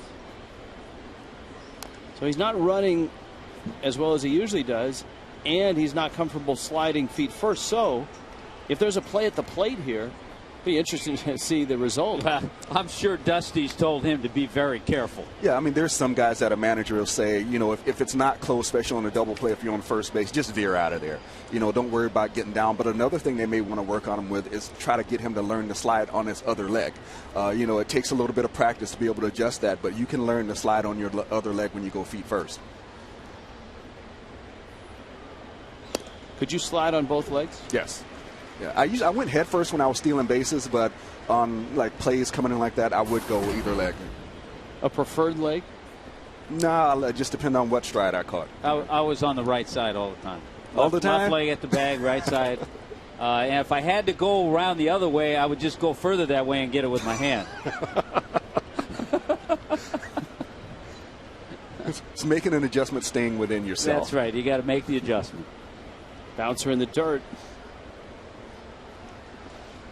And it's 1-2. Teams in spring training used to pull out the tarp, almost like the slip and slide when you were a kid in the summer, for sliding practice. Some would do it in sand. Some would do it on a sliding tarp, almost like the time you see in a rain delay when players slide around on the wet tarp. Here's the 1-2. Soft liner. Ruggiano gets there. Frazier, who already found a hit out there when he threw his bat at a ball, has Ruggiano run this one down, and Nolasco gets 2 outs after the 2 hits that open the 5th. I'll tell you what, he got a similar pitch. You're not supposed to do this with those 2 pitches. Yeah. I mean, those 2 balls are hit way too hard in the same game to say that you're doing that. That's not supposed to happen. I think Frazier's telling himself, how is it that I can only hit the ball if I'm bent over? And you can't tell me that right now he can hit a hard fastball in the inner part of the plate. No, I really think that Ricky's going to try to tighten him up next time, or hopefully John Buck will see that he's really getting out there, especially late in the count, and really establish something good hard in late in the count on him the next at bat. Tell you what, these next 2 guys are the guys that have hurt Ricky. Navarro's 2 for 2. Gregorious is 2 for 2.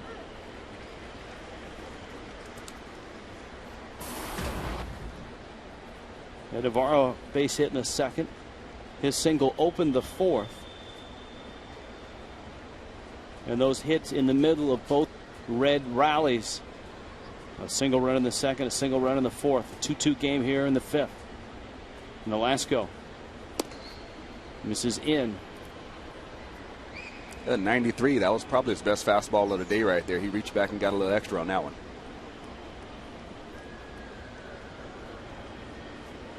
Ricky's due up second when the Marlins bat in the bottom half. He's had 93 pitches. It'll be interesting to see the decision Ozzie makes.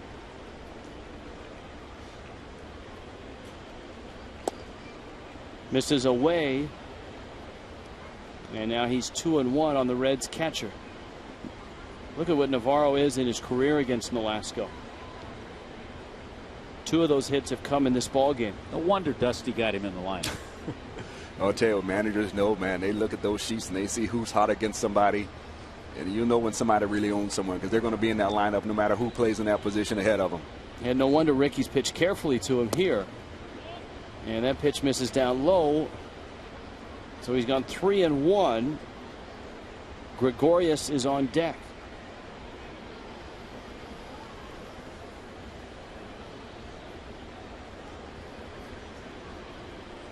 I think Ricky's going to tread lightly here. I don't see him just giving him a cookie hit right here. Even though there's men on first and second, third base is still open, and you got a young batter in Didi Gregorious. I think he may rather take his chances with him than go after him in a 3-1 count like this. There's a drive into center field. Votto around third, and it's hit softly enough that he won't have to slide. And Navarro is 3 for 3 against Nolasco, 7 for 10 in his career. And the Reds are right back on top. It's 3-2. And once again, I was wrong. He served him a cookie right down the middle right there. Line drive back up the middle. I think that goes to Ricky's mindset of not walking a lot of guys. And he does not have a walk today. And sometimes you might have to do that. Well, I look at it like this. Sometimes it's okay to walk a guy, just like sometimes for a batter, it's okay to strike out. Because if you got a big lumbering guy that doesn't run well, and if he never strikes out well, he's hitting into a lot of double plays. You know, so there's a lot of times where he's making 2 outs instead of 1. And right there with Ricky, you kind of have to pick your battles. You fell behind 3-1. Your guys just gave you a couple runs to get you back in this thing. You don't want to give up an easy base hit in such a hitter's count when you got a young batter coming up to face after him in Gregorious right there. Gregorius' father played baseball in the Netherlands.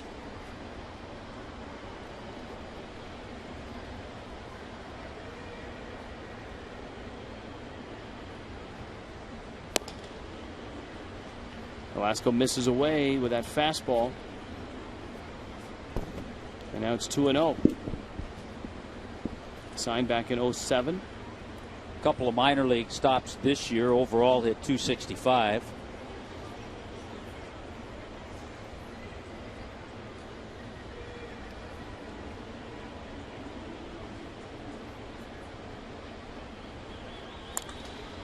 Turns on one and fouls it. And it's 2-1. The Marlins have not had a lead in this ball game. The Reds jumped to a 1-0 lead in the second. Stretched it to 2-0. Marlins tied it with the 2-run Dobbs triple. That in the fourth. And here in the fifth, the Reds extending Nolasco now. This will be pitch number 100. Sprays a ground ball to short. Solano gets there. Reyes gets the out. And the Reds reclaim the lead. 3-2 Cincinnati.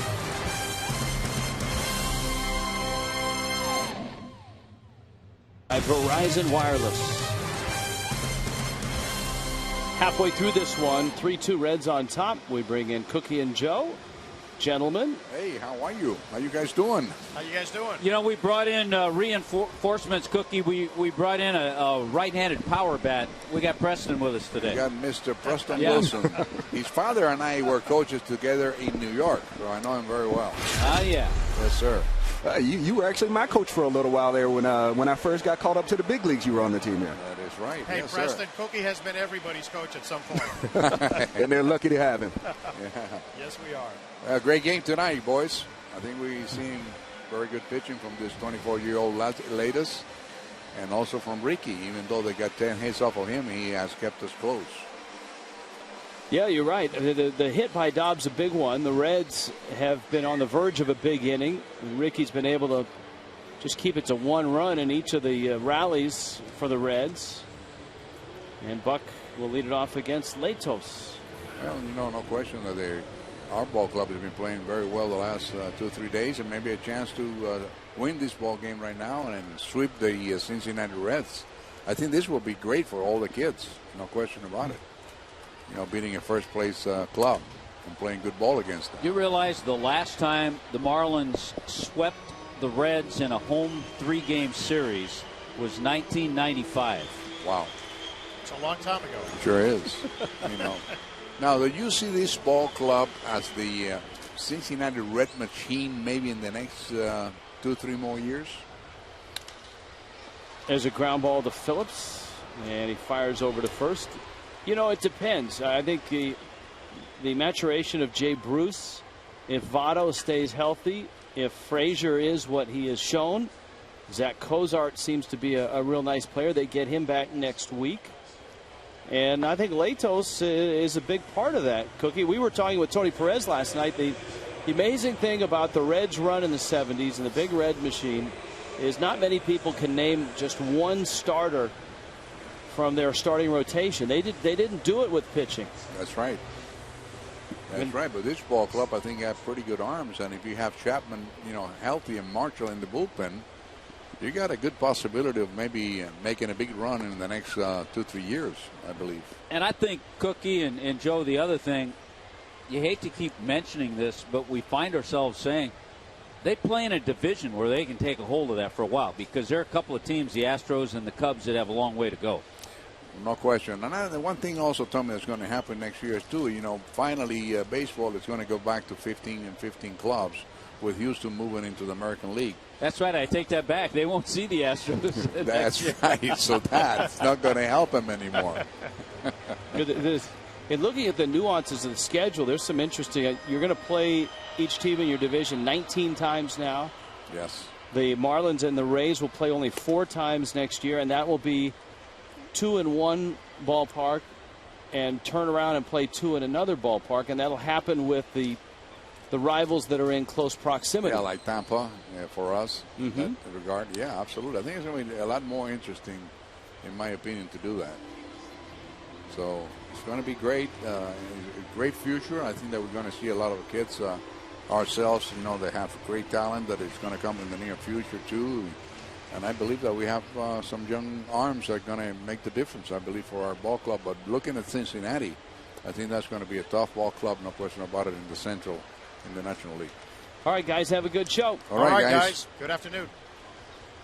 Gorkys Hernandez cannot check his swing, and Hernandez strikes out, pinch hitting for Nolasco here in the bottom of the 5th. World Baseball Classic coming to South Florida. And remember, the qualifiers up the road in 3 days at Roger Dean Stadium, September 19th through the 23rd in Jupiter. Tickets are on sale now at worldbaseballclassic.com. In March, here at Marlins Park, 2nd round action of the World Baseball Classic. Fastball is up. Go to worldbaseballclassic.com for information and all of that. Brad Ausmus going to manage the Israeli team in the qualifier. Tommy, you got pretty good coaching staff. Sean Green, Gabe Kapler, part of his coaching staff. That one fouled back to the screen. Of course, with the qualifiers going on right now, you're unable to use any guys in the big leagues for the qualifiers. But once the season ends, big league players certainly will be front and center in the World Baseball Classic, as they have been the first 2 times around. Peterson up with 2 outs. Brian Peterson has not liked this matchup with Matt Latos. He has struck out twice.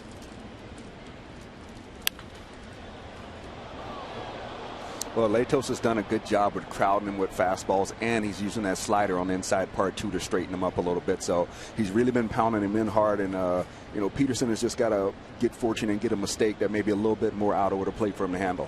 Hey, Latos has 8 strikeouts today.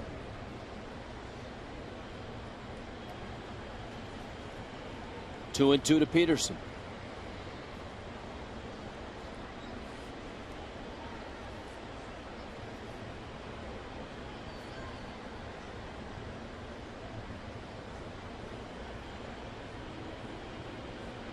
And Petey does kind of stand pretty close to the dish. His back foot is almost on that white line, and they're on the inside part of the batter's box. So a hard-throwing guy like Latos sometimes tries to take advantage of that by crowding him. It's one of the reasons Peterson does wear that elbow guard. See, the stance is slightly open.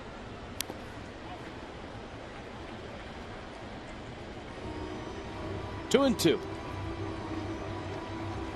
Pirates showing signs of life. They have 3 early runs against Chris Volstad and the Cubs. 3-1 in the top of the second. Pirates are 2 over at 73 and 71.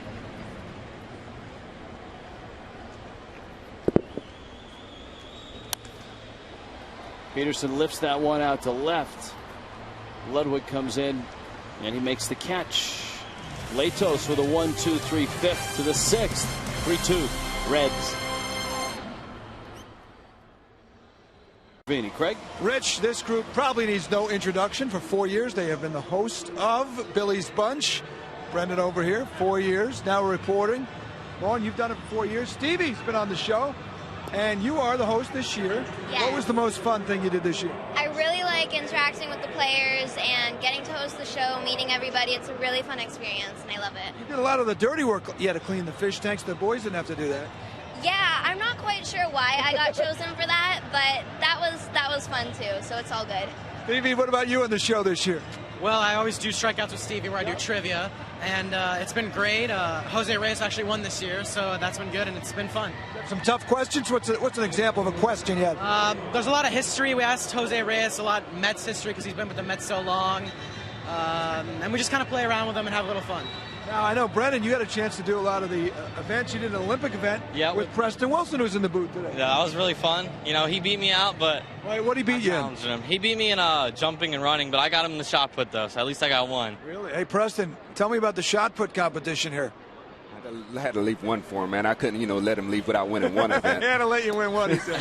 No, I took it to him. And what about, and was the running, Brendan, was it close because you did a sprint? I actually thought it was a tie, but, he must have paid somebody to make it so he won that because I really thought. You thought you had him or a tie? I thought it was a tie. Wow. How about that, Preston? The tape, Brandon.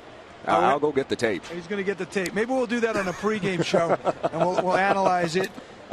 What about you? The 4th year, the season just ended. Billy's Bunch, how much fun? It was a great year, just challenging different players. It was really fun. Right. I enjoyed it. Good to see you guys. Great show. Look forward to another season coming up next year on Billy's Bunch, guys. All right, thank you, Craig. So, Preston, you handled the running and the shot putting, and of course it was Jeff Conine, as you see Ryan Webb out on the mound. Jeff Conine, who went down hard. Went the ice cream eating contest. Yeah, with Stevie. Okay, how does that work? How do I get to run and jump and all that, and he gets to eat ice cream? He gets ice cream. You may need to talk over that situation next year and maybe turn that around. Now, I'm not going to overplay my hand. That's Mr. Marlin, so I think I'm going to stay in my lane where I'm right there. And any other menial tasks they want to throw my way, I think I'll take those also. That's one where I think tomorrow morning you put in a call to your agent. See, they threw that option at Niner. And I could just see his agent calling him and Niner pondering shot put ice cream. Shot put ice cream. I think he made the right decision. Brandon Phillips is up. Webb taking over for Nolasco. And Ricky, the pitcher of record right now. The Reds got that 3rd run on his watch in the 5th. So Ricky, 5 innings, 10 hits, 3 runs, no walks, 4 strikeouts. He pitched around a lot of base runners. The Reds have left 8 men on base. They've men on base every inning. And when Ricky had to, he made some pretty good pitches. He made some mistake pitches as well. Well, I think one of the things Ricky's going to have to learn is when not to pitch to guys. There are some guys who have that bulldog mentality that they don't want to walk guys. But part of your evolution as a pitcher in the major league is learning when to give in. And I think he needs to learn that because with his ability to make guys miss the barrel a lot, he's going to save himself a lot of unneeded runs throughout the season by maybe passing up a guy by giving a walk and then attacking the guy behind him, especially in a case where when he was facing Navarro, when he had a 3-1 count, their third base open, you get a fresh count with a young hitter, Gregorious. Give yourself a chance to work out of that situation. Heisey now in center field. Drew Stubbs getting the day off. Heisey's 0 for 3. Phillips is running on the first pitch. Buck's throw is not in time. Very nice pick and tag by Solano. But Webb slow to the plate. Buck having to throw from his knees. 15th on the year. 15 out of 16 for Brandon Phillips. So a great percentage. Just got the hand on the bag, and you're right, a good pick by Solano. And you've got a tall guy in Webb, and when your catcher throws from his knees, there's not a lot of places to hide as a tall pitcher. And Webb just got out from wearing that throw down to second. That one just over his head. He had to crouch down and get out of the way. Watch this. Yeah, Webb has to make sure he ducks. There it is. Yeah, see, on that, he's got to be ducking automatically, though. When he hears going or hear that running, he's supposed to be getting down already to clear that path for the catcher.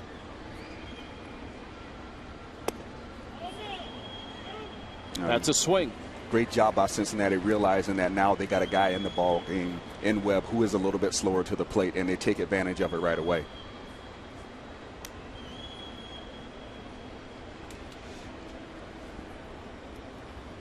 So Phillips is in scoring position. Heisey, we've talked about small colleges with some of the players that the Reds have. Hannigan out of Rollins College. Heisey is out of Messiah College in Grantham, Pennsylvania.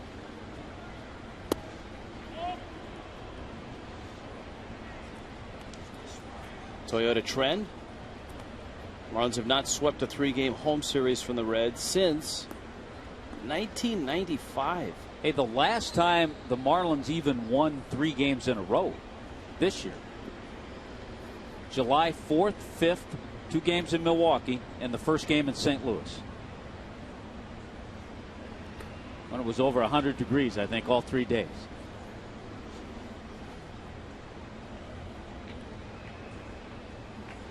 Two and two.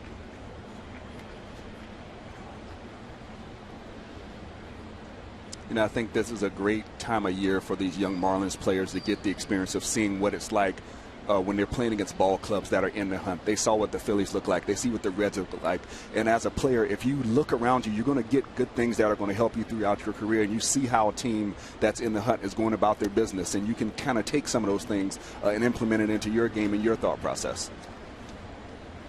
They're going to see it with the Braves when the Braves are here.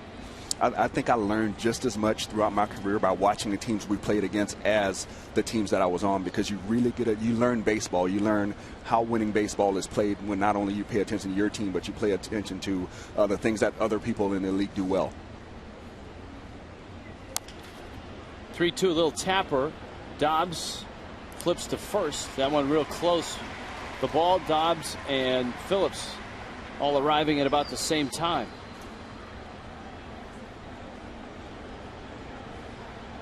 Heisey is out. And here comes Votto now.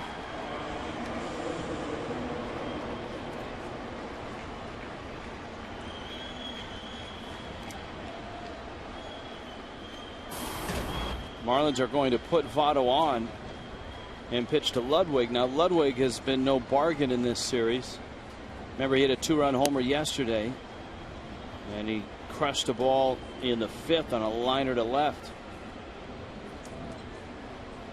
So the intentional walk to Votto. One thing about the Braves coming in, if the Braves are able to beat Gio Gonzalez and the Nationals, and that's not easy to do with the year that Gonzalez is having, the Braves will come in 5.5 back in the East with what, about 15, 16 games to play. And I know that's considered a big lead, but for the Braves, they would still have a shot at catching the Nationals and getting out of that play-in game and into a division series. So there's still a lot to play for Freddie Gonzalez and the Braves, even though they have almost a 7-game lead from that first wild card spot. Yeah, they got a couple of their young hitters hot right now. Hayward, Freeman, both homered last night. I think for Hayward, that's number 27 on the year for him. It's nice to see him have a good bounce back season. Yeah. The second year was a little bit off from the rookie campaign that we saw him have, and it looks like now he's back in the flow of things and starting to understand what pitchers are trying to do to him in his 3rd time around. Webb goes after Ludwick, who fouls it back. Just looking, Rich, when you win 87 games, you don't have many losing streaks. The longest losing streak the Reds have had this year is 5-gamer, that 5-game streak. And that came after, remember, they won 10 in a row. That came after they won 15 out of 16.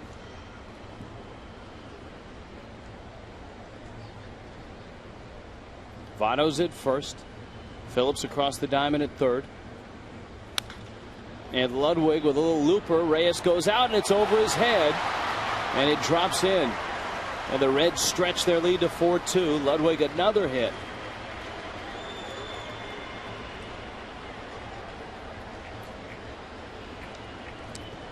You know, another broken bat, base hit. We saw Greg Dobbs get one with men in scoring position. Same thing here. You see Ludwick gets a ball, and the difference is this ball is up in the zone. If those guys get those balls down, it's a ground ball. But when those balls are up in the zone, even if you break the hitter's bat, he can still find a way to throw it over the infield for a base hit. And Ludwig's a strong guy, and he muscled that ball. It was not a bad pitch, but up a little bit. Yeah. Pitching change for the Marlins. Here comes Dan Jennings.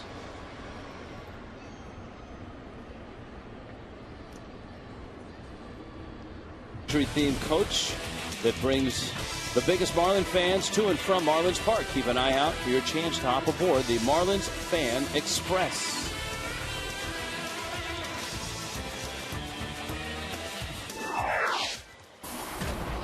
Dan Jennings hops aboard this ball game. He takes over for Ryan Webb. Nolasco the first 5 innings. Webb gets a couple of outs here in the 6th. But with Bruce up and runners first and second, Ozzie Guillen trying to keep it close. So Jennings faces Bruce. The Reds have 12 hits, and they're all singles in this one.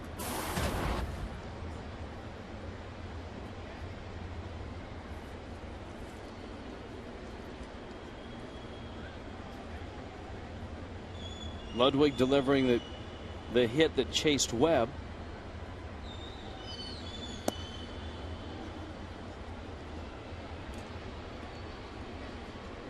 A ball and a strike for Jennings. Rays are coming back against the Yankees, 6-4 top 6. Houston has taken a 2-1 lead over Roy Halladay and the Phillies, and that game is in the 5th inning.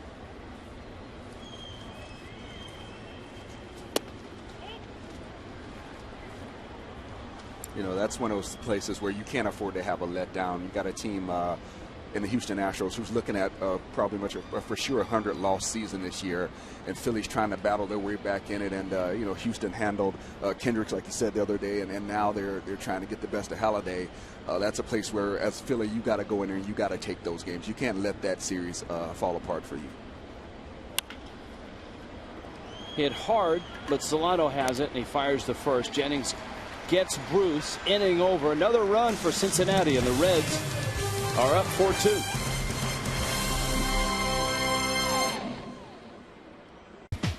Oh yeah, the catch and almost tag. Look at Carlos Lee, and the hops elevate, but the sweep tag didn't work. That's the Coors Light freeze cam. In a ball game where Matt Latos has been outstanding for Cincinnati, a 4-2 lead. Marlins have just the 3 hits, and it was a broken bat triple by Greg Dobbs that drove in those 2 runs. And there's the line. Latos already with 8 strikeouts.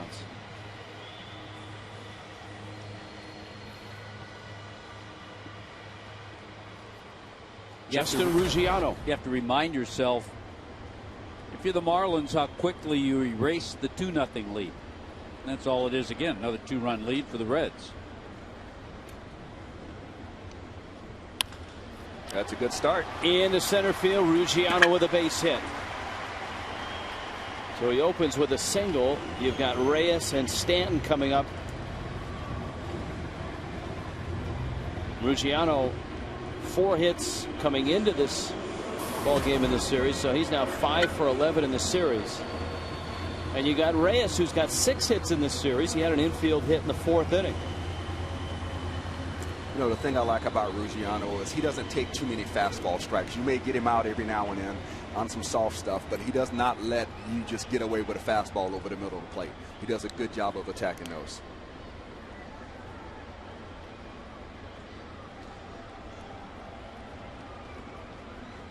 Ruggiano chase back.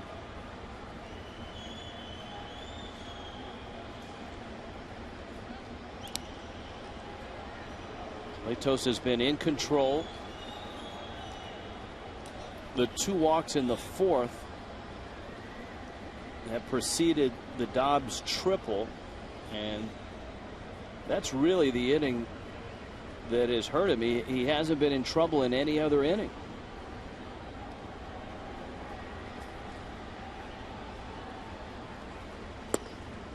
Misses out with a fastball to Reyes. I'd like to see Ruggiano stretch that lead he's got over there, maybe like another half step. He got back really easily on what was a good move for Latos. He got back pretty easily. I'd like to see him get another half step or so, maybe even a full step if he felt comfortable with it, though.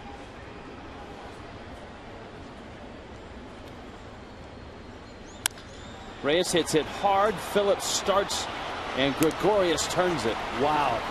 Look at those 2 up the middle, Phillips and Didi Gregorious. I mean, Gregorious came flying across the bag and unloaded a rocket. Watch the flip by Brandon Phillips. From his knees, backhand, waist high. Couldn't have been more perfect to the young shortstop, Didi Gregorious. We've known for years that Brandon Phillips can play some good second base. If this is going to be the Reds combination that they got looking at, you got really two really good guys in the middle of the infield right there. And they got Zach Cozart, who plays shortstop. They expect him back next weekend. Stanton takes down low. Giancarlo with the count 1-1. Walked and scored in the 4th. Singled in the 2nd.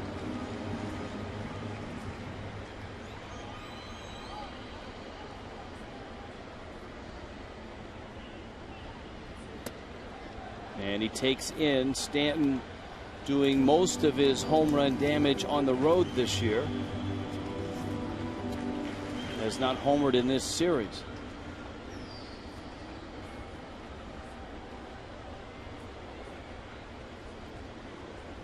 (21 of the 34 homers).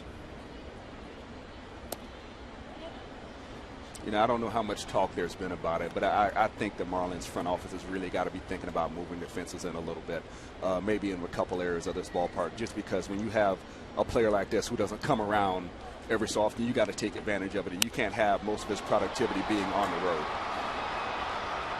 To right, and Bruce is there, and he makes the catch. That double play ball, a big one for Latos. Marlins down quickly in the 6th.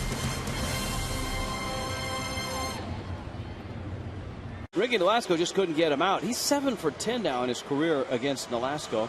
Greg Dobbs' 2-out, 2-run triple, giving the Marlins their 2 runs in the 4th. And so there you have it, into the 7th. Marlins dip deeper into their bullpen.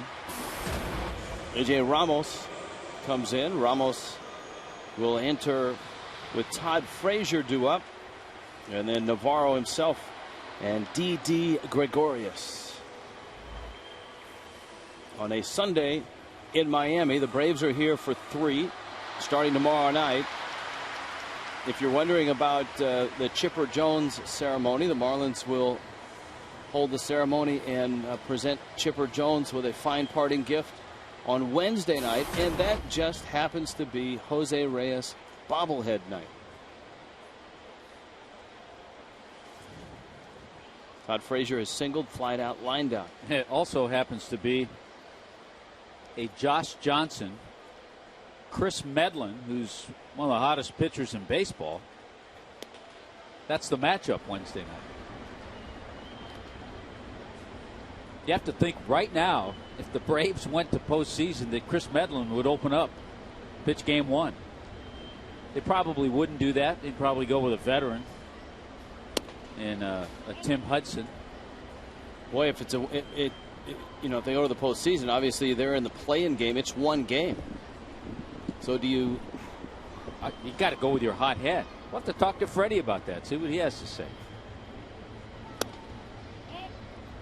How ironic would it be, though, if the Braves do win that wild card game and then face the Nationals in the division series.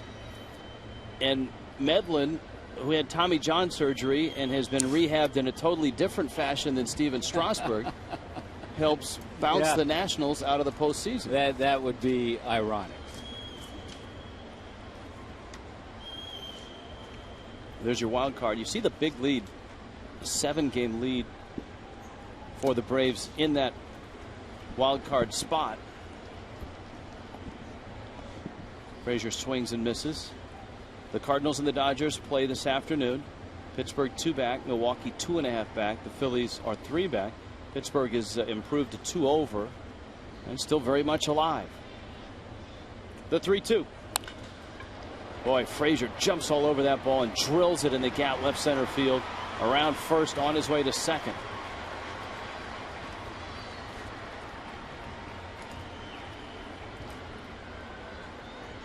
AJ Ramos giving up a double. Poll question brought to you by All My Sons Moving and Storage.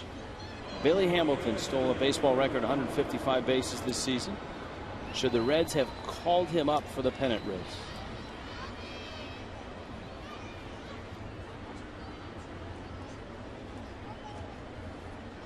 You know, you understand both sides of that argument. You understand them not bringing him in simply because he's not eligible to be on the 40-man yet. And if you don't have to put a player on the 40-man and start his service time, a lot of teams aren't going to do that. But based on performance alone and take the business part out of it, when you got a young man who can steal bases pretty much at will, that's a big component for a postseason. You look back to when Boston Red Sox had Dave Roberts in that situation where they needed a stolen base. Everybody in the ballpark knew he had to steal, and he went and got the base, and that pretty much got them through that series.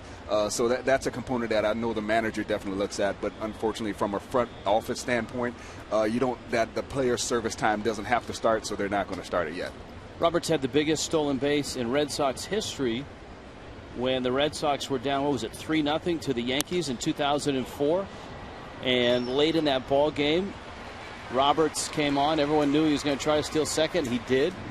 The Red Sox came back and won that ball game. That stolen base was a big part of that, and then came back and won the series, bouncing the Yankees, and then went on to win the World Series.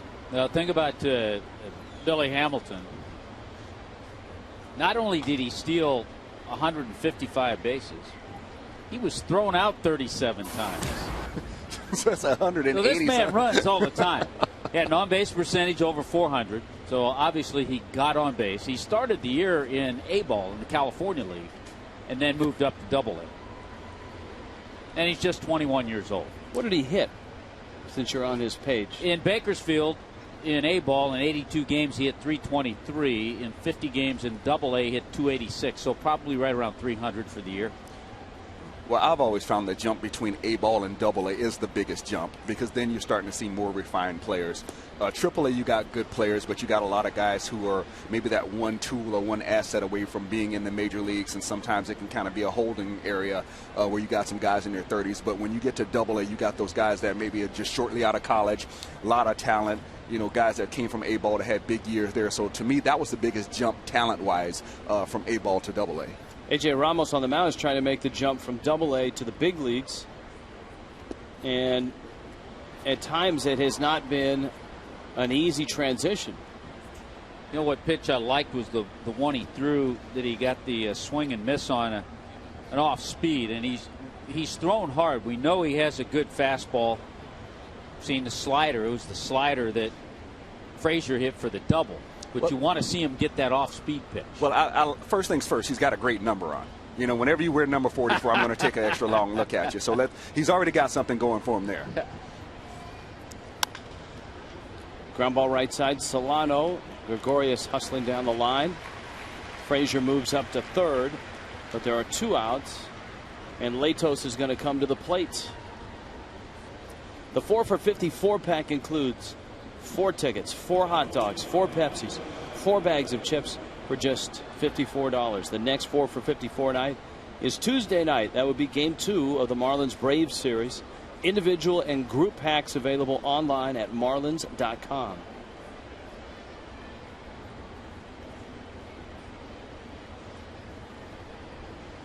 Ramos goes after Latos.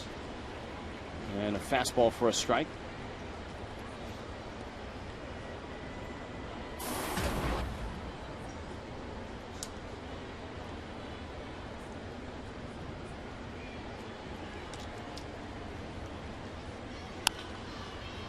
Lifts the 0-1 pitch in the air down the right field line. Stanton calling for it. And Giancarlo makes a nice running catch. And the inning is over. To the bottom of the 7th. 4-2 Reds.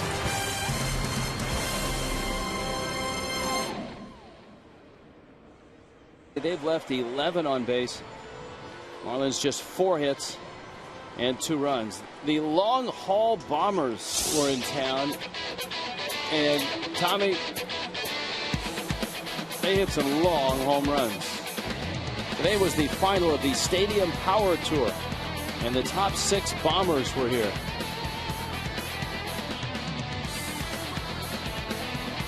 We saw some Budweiser balcony shots. That one hit the roof. We saw a scoreboard shot, a la Giancarlo Stanton. Your winner was Kevin Philby from Team DiMarini.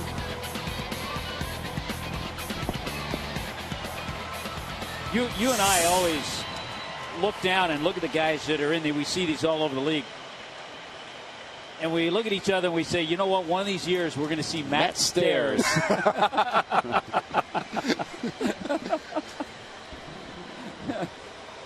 Look at that. They took a couple of bites out of the Cleveland. Yeah, right in here. Wow. Well, they'll get the bill for that. This is why we can't have nice things, guys. Yeah. Don't play with that in the house.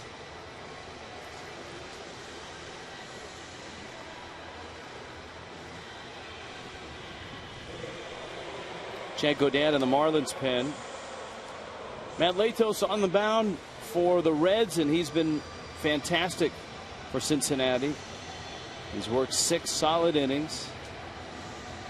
He has 8 strikeouts, just a couple of walks. He gets Carlos Lee, Greg Dobbs, and Donovan Solano. I think Latos has to feel good about what he's done today, coming back home, and for the first time, really, pitching against the Marlins and throwing the ball well. And Dusty Baker has to feel good about his big right-hander's outing. You know, it's hard for a young player to pitch in their home or play in their home environment sometimes. There's so many things going on. You got people that you're trying to get to the game, tickets you're trying to get organized. You know, you got people that you went to high school with that are coming in. You're trying to impress them. So a lot of times you see a young guy, it takes him a long time to kind of settle in when he's playing against his hometown or in his hometown to start having better performances. Jay Bruce can't get it. Carlos Lee is going to leg out a double. So a leadoff double here in the 7th for Carlos Lee. That's one of those balls as you're headed up the line, you have this play in front of you, and you're saying, get away from him, get away from him. And once he got away, it sliced away from Bruce. Good job by Carlos Lee to continue to motor on to second base.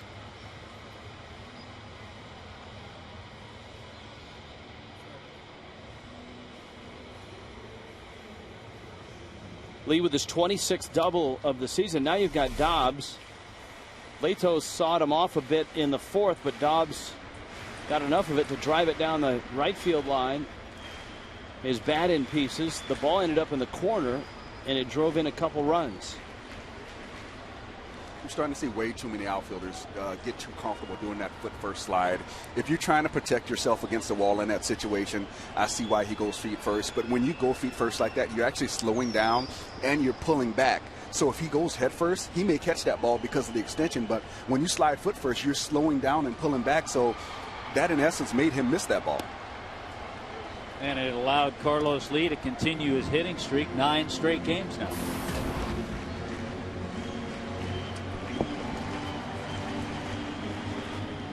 0-1 to Dobbs.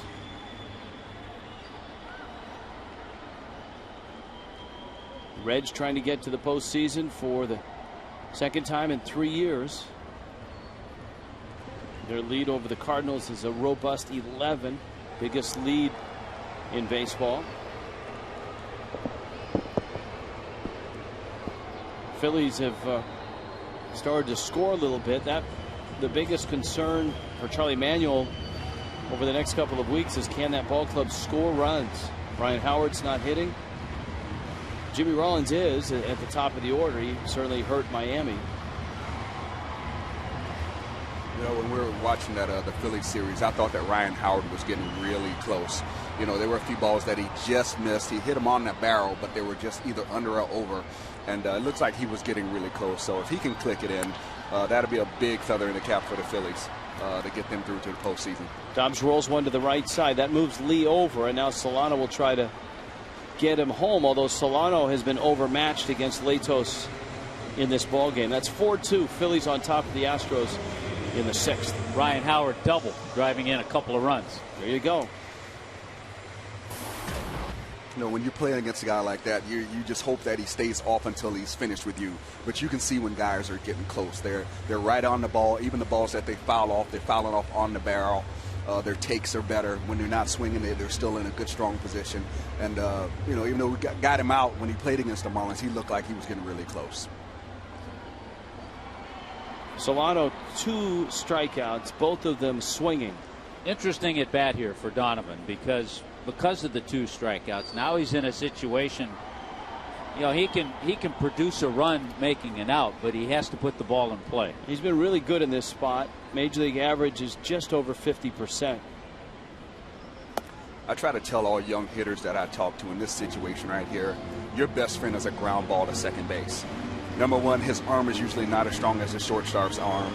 And the base runner on third base, it has an easier time reading that ball to be able to score on a ground ball. So sometimes it takes your ego out of it by trying not to hit the ball too hard or trying to drive for a home run. If you think hit the ball in that off gap, you give yourself the best opportunity right here. Solano just looking for some contact. Oh, yeah, there have been times in my career where I've been begging for that, too. Sometimes you need to, like, just hit my bat, pitcher, please, do something. Well, what was it, a couple of weeks ago? We saw Giancarlo go through a period where he looked lost at the plate, striking out. 1-1 pitch, lined into center. Over for it is Heisey, makes the catch. Tagging is Lee, and he comes home, and he gets there. It's a great at bat there by Solano. You know, by not pulling the ball, he gave himself the best opportunity to get that running, especially when you have a runner who runs like Carlos Lee. You want to get that ball to the big part of the field to eliminate that short throw. That's a great job right there. There's the traditional bear hug from Carlos Lee with Joey Cora. And another good approach by Solano with a man on third and less than 2 out. Strong throw by Heisey. Hey, you can't get that throw ahead of Carlos Lee. Now that's how to slide with style. Hands up. Hands up, slid through the plate. Great job. John Buck has bounced out twice. So it's a 4-3 ball game. And the Marlins have been out hit 13-5. It's amazing. It's a 1-run game. Reds have left 11 on. Marlins have left just 2 on. Buck pulls a ground ball. Gregorious loads up and throws a dart across the infield in time to get Buck. Fish get a run. 4-3 Cincinnati. Game. The Reds have taken a lead. The Marlins reeled them in at 2-2. Now it's 4-3. Chad Godin is the 4th out of the bullpen for Ozzie Guillen. After a 5-inning start from Ricky Nolasco, Nolasco gave up 3 runs, 10 hits. And Godin takes over. He'll get the top of the order for the Reds in the 8th inning. All right, tomorrow night, the Braves are in. Wade LeBlanc for the Marlins, Tim Hudson for the Braves. Hudson always pitches well against the Marlins. LeBlanc making his 8th start. 2 pitchers who like to get it and throw it. And that opens a 3-game set against Atlanta. The Marlins have 6 games left with Atlanta. 6 games left with the Mets.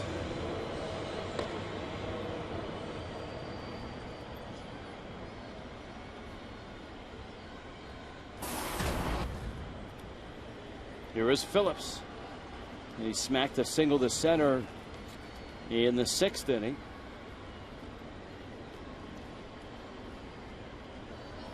That was against Ryan Webb. Also drove in a run with a ground ball out. Well, we've been talking about the home run chase in the National League. Ryan Braun today against the Mets, and the Milwaukee Brewers have a 3-0 lead. Braun has hit 2. 40 home runs now for Ryan Braun.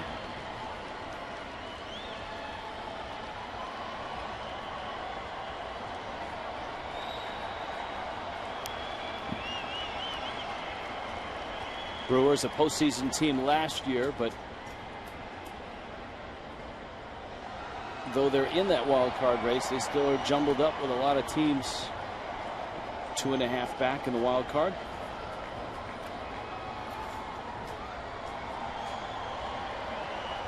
Pittsburgh 2 back of the 2 teams tied for the 2nd wild card spot, the Dodgers and the Cardinals.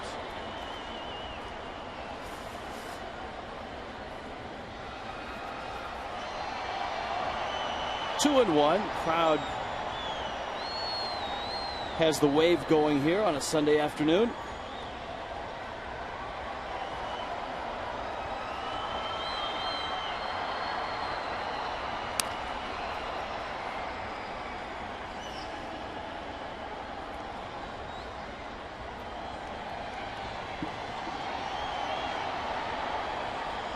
Two and two. The Pirates continue to lead the Cubs 3-1, bottom 4.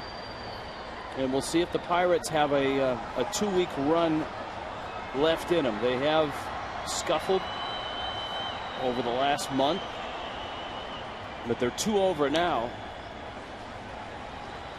And if they could get hot, they might be the sentimental favorite for that 2nd wild card spot. I think a lot of people around the country would really be pulling for the Pirates to get in. Long time since they've had some success, and to see them having the season that they have, you got to really tip your hat to Clint Hurl and the guys over there getting that team going in the right direction.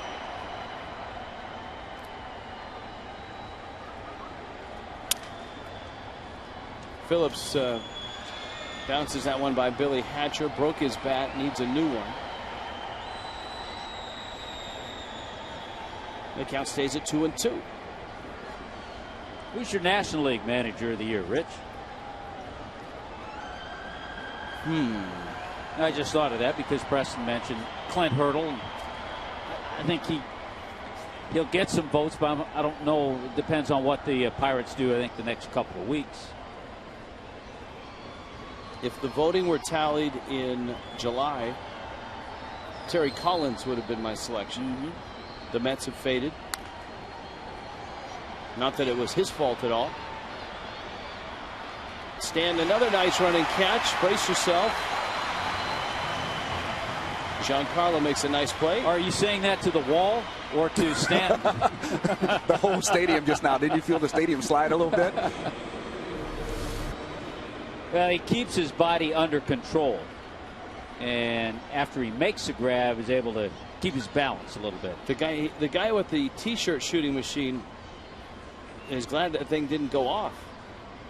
Watch this. The guy in the white shirt, that's a loaded T-shirt shooting machine. Now, what that is, that's a guaranteed loss of a job if you shoot Giancarlo Stanton with a T-shirt cannon. At close range. You just take off the uniform right there. Just work it out here.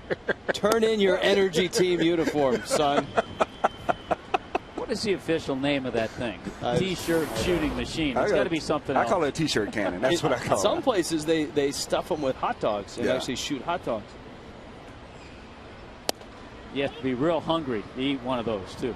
Yeah, the Fanatic has one of those. There's nothing like, especially on a warm summer day, compressed hot meat product that ends up in a ball shot from a cannon to the upper deck. To the upper deck. Look, Mom. Now go ahead and eat that, honey. You'll be fine. It's fine. Go ahead and eat that. You'll be fine. Don't worry about it.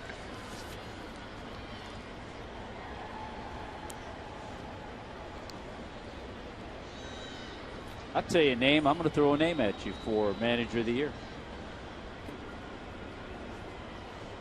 Davy Johnson. That was one of my 2 picks. My 2 picks would have been the guy right here, Dusty Baker or Davy Johnson. Those were my 2 picks for Manager of the Year this year. I think when you talk about Davy Johnson, you look at a club that kind of surprised a whole lot of people by getting out to the start that they had, but then they've been able to sustain it with solid play, good pitching, and they got a good nucleus on that ball club to build around. So they got a chance to be good for a while. It's not just a right now team. And they, Davy, had to deal with injuries. They've had their fair share of injuries. He had to deal with the whole Strasburg situation. Whoa. Is that a birthday party out there? Craig almost got that foul ball. That ball, no worse. It almost hit Tutti the Fruity the Clown. Unbelievable. Are you okay? Did you see that ball? Yes. I see the ball, man. The balloon is a protect to me. Yes. It was close. Too dangerous. I want to ask the guys in the booth there if they would like Tutti the Fruity to make a balloon animal for you. What would it be? What would you make a request? I can't even hold a straight face. Be nervous with this ball, man. Balloons can protect you for the Yes, sir. Yes, a special balloon. I had no idea, Tutti. No, that is a special balloon I buy for internet. Would you make one like for the mermaid Rich, Tommy, on the and left. Preston? What would be a nice balloon you can make for them? I go with the mermaid. Tell me, what is... They like the mermaid, but you got, I don't know, what's your favorite to The make? mermaid, the regular size? Regular size? Regular size, yeah. Okay, well, I don't know if you need it 6 feet. With a 6 feet, yeah, sure. A little balloon animal would be fun. All right. You can take this one. How about that? Where are they? Very nice. I have the Mickey Mouse too, a Minnie Mouse, Pluto, and SpongeBob. I make it Spider-Man too, the superhero. We've come a long way, these balloon animals. Craig, yes, Rich. We are requesting a SpongeBob. SpongeBob, they would request, all right? SpongeBob, yeah. When you can. I know you're going to love them. All right. Be careful up here. He's available for birthdays, bar mitzvahs, anniversaries. Is that a birthday party? What is that? No, this is actually something they do on Sundays here. Rich and Tutti would be here, and people come up and get a nice balloon animal for their kids right here in left field. And he must have about 1,000 balloons here, all colors. Nice. And a nice tip jar too. You might be able to see. That would be Senor Tutti Frutti, yes. the clown. I got his business card here. Craig, with the kid to your right, yes, in the Spider-Man. Where is it? Yeah. Is that a face painting job, or is that Spider-Man himself? No, you know what? They actually do face painting here, right over here. This is the spot to be, guys. Yes. Are you Spider-Man? Yes. Do you know how scary that looks yet? Wait, I don't know if he's seen this. Wait, move over here a little bit here. Just come over here. All right, ready? You ready to look at yourself? Here. What do you think? Scary. You have the webs too? Shh. No. All right, he's a quiet Spider-Man, but nonetheless, he's a great superhero. Back to you guys.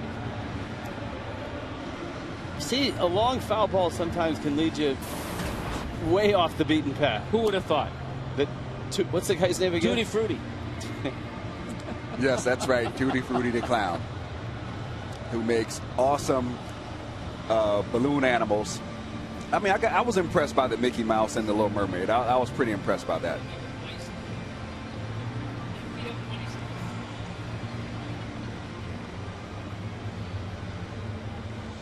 Joey Votto now. Mike Dunn out of the bullpen. Marlins have gone 5 deep out of the pen.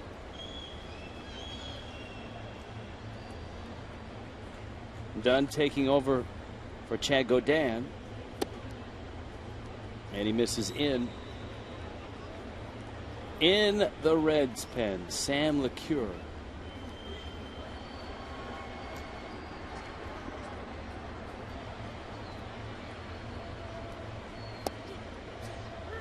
Ball and a strike. Votto, a couple of hits, has struck out.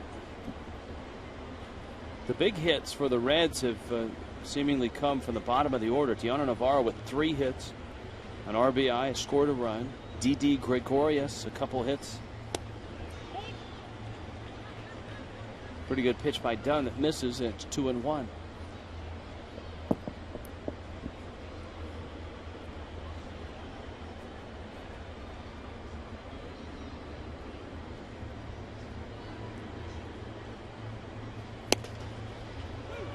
There's a strike.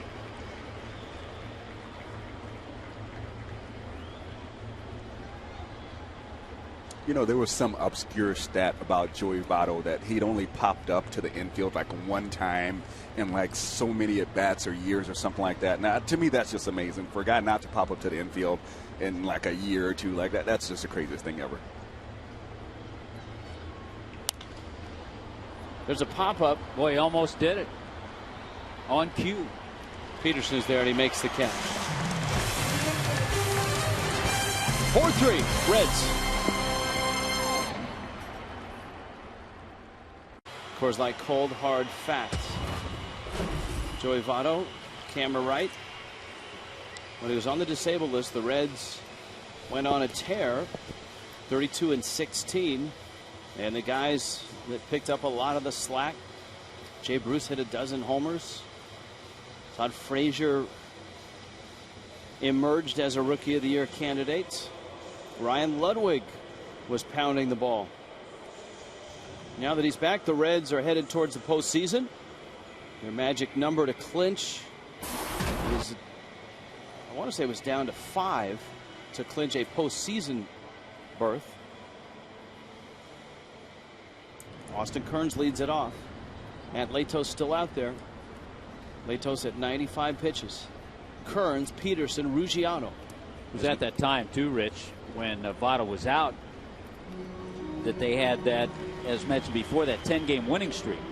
And it was their longtime Hall of Fame broadcaster, Marty Brenneman, who said if the Reds won 10 in a row, he'd shave his head. And he did. For a great charitable cause. Austin Kearns, another pinch hit, drives it into center. Heisey over to pick it up. Kearns really has flourished in the role off the bench for the Fish. The former Red with a leadoff single here in the 8th inning. Yeah, he has made a nice adjustment as a pinch hitter. 12 pinch hits in 33 at bats.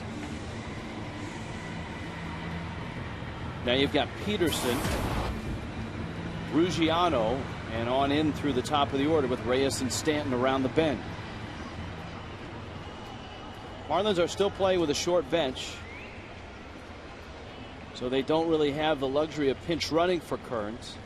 Gorkys Hernandez has already pinch hit and struck out. That was back in the bottom of the 5th. Well, let's see if they still try to crowd Peterson inside, even though they got the hole open over there with a man on first now. Let's see if they still try to crowd him how they were earlier in the game. With hard sliders and hard fastballs in. Well, Frazier's thinking bunt. He's on the grass at third base.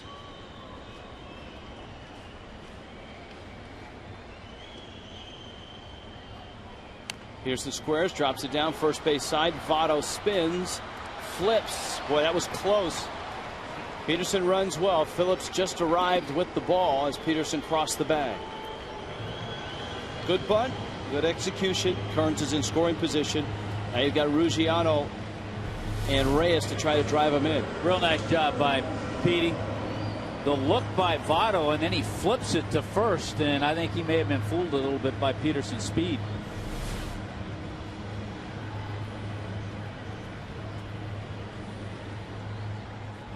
Well, one thing the Marlins have done is they've played really hard through the stretch end of the season.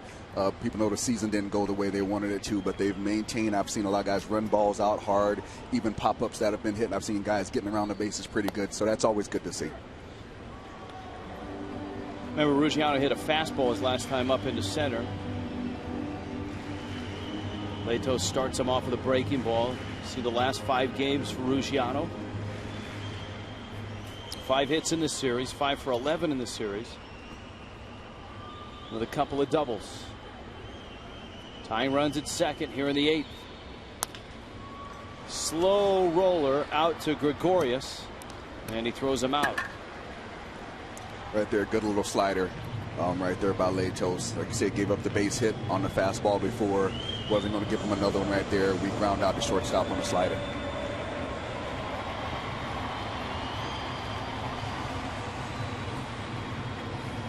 Latos, because of some low pitch innings, has kept that pitch count at 100, trying to get one more out here in the 8th inning.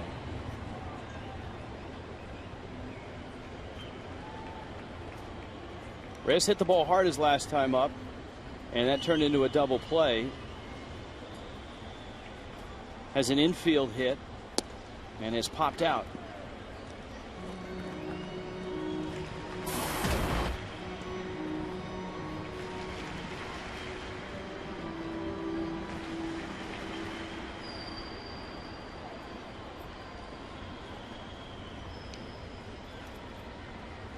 Latos over 100 pitches now. Reyes turns on one, drives it to right. That ball's deep. It is off the top of the wall. Kearns will score. Reyes pulls in at second with a double, and this game is tied. And a few inches away from giving the Marlins a lead. Reyes signaling into the dugout almost like he thought that was gone, and he was hoping Ozzie would come out and ask for a review. Then he looked up at the big screen and watched the replay, and you could see it hit the fence pretty clearly.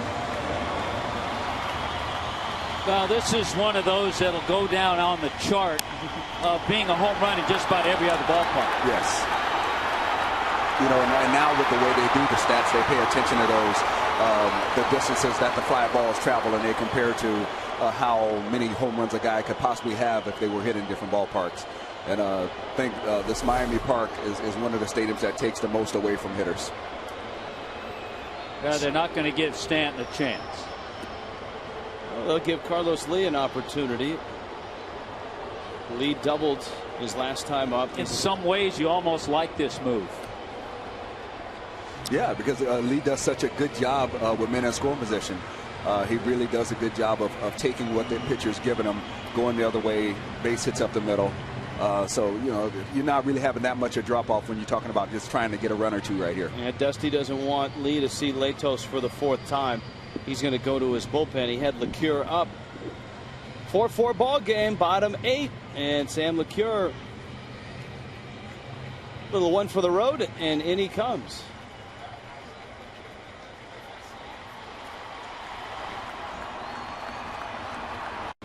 Miami has a run on an RBI double by Jose Reyes. Sam LeCure, first out of the bullpen for the Reds, takes over for Matt Latos. The Coconut Creek native Latos goes 7 2/3, but the Marlins have tied it. Dusty Baker hoping that LeCure can deliver the game. Still tied into the ninth. Of course, El Caballo, a guy that has made a living, a quite handsome living, and driving in runs in the big leagues, coming to the plate. He's seen LeCure a few times. Carlos Lee 2 for 6 in his career against Sam LeCure. 24,983. The attendance today. It's a nice crowd considering there's an NFL game going on here. It's the first time ever, as we've talked about, that the Marlins and the Dolphins have been home and playing at the same time.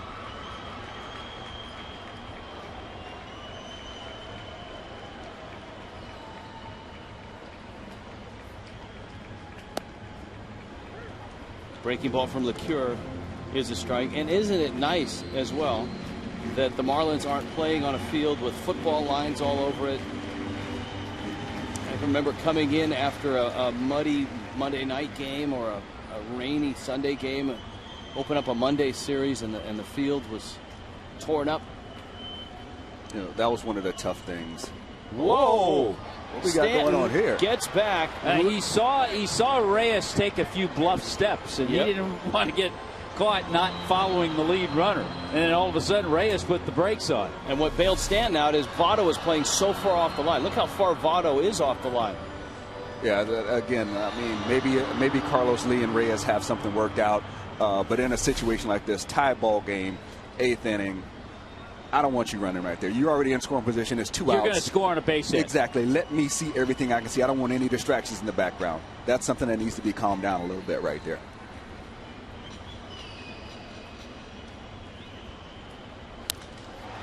Lee drives that ball right center field. Heisey is there, and he makes the catch. And the Marlins lead 2, but they score 1 and tie this game at 4-4.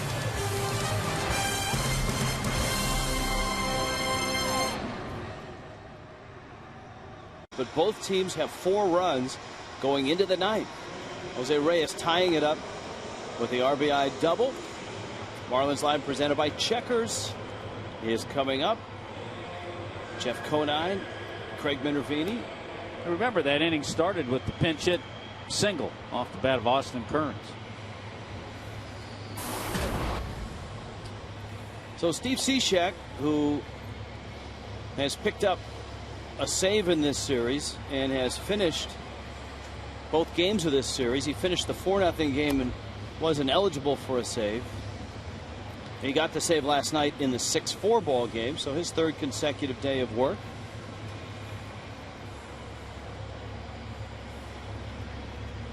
And Cishek gets Ryan Ludwick, Jay Bruce, Todd Frazier. 3 pretty potent bats in the Reds order. The Reds are 87-59, looking for win number 88. A solid season for Ludwick, 275 with 26 and 78.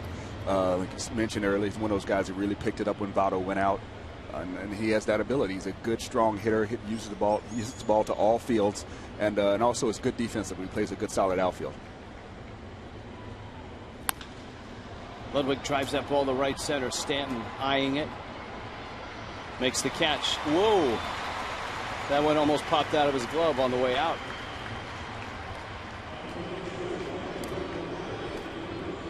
Yeah, I was just thinking when you were talking about the Marlins certainly happy about not having to play on a field lined with football lines. Everybody's happy. The Dolphins are happy about playing on a field that doesn't have infield dirt on it. So it's one of those win-win situations. I remember playing late in the season, and you come in from a road trip, and the Dolphins had played, before you got back, and you go out there in the outfield, and it's mostly green painted dirt, because the grass is so chewed up from those guys playing on it, and they try to disguise as well as they could, but there's a lot of just dirt out there in the outfield. Marlins are hoping it's a win-win weekend, literally. Miami 35-13 has defeated Oakland. Those of you that have just joined us, here it's 4-4. Miami is trying to sweep the first place Cincinnati Reds. And a fastball for a strike. The Marlins have just tied the ball game on a Jose Reyes RBI double on a day where Ricky Nolasco didn't have his best stuff, but he gave Ozzie 5 innings.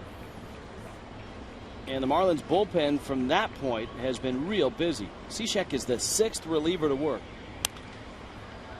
That one's popped up.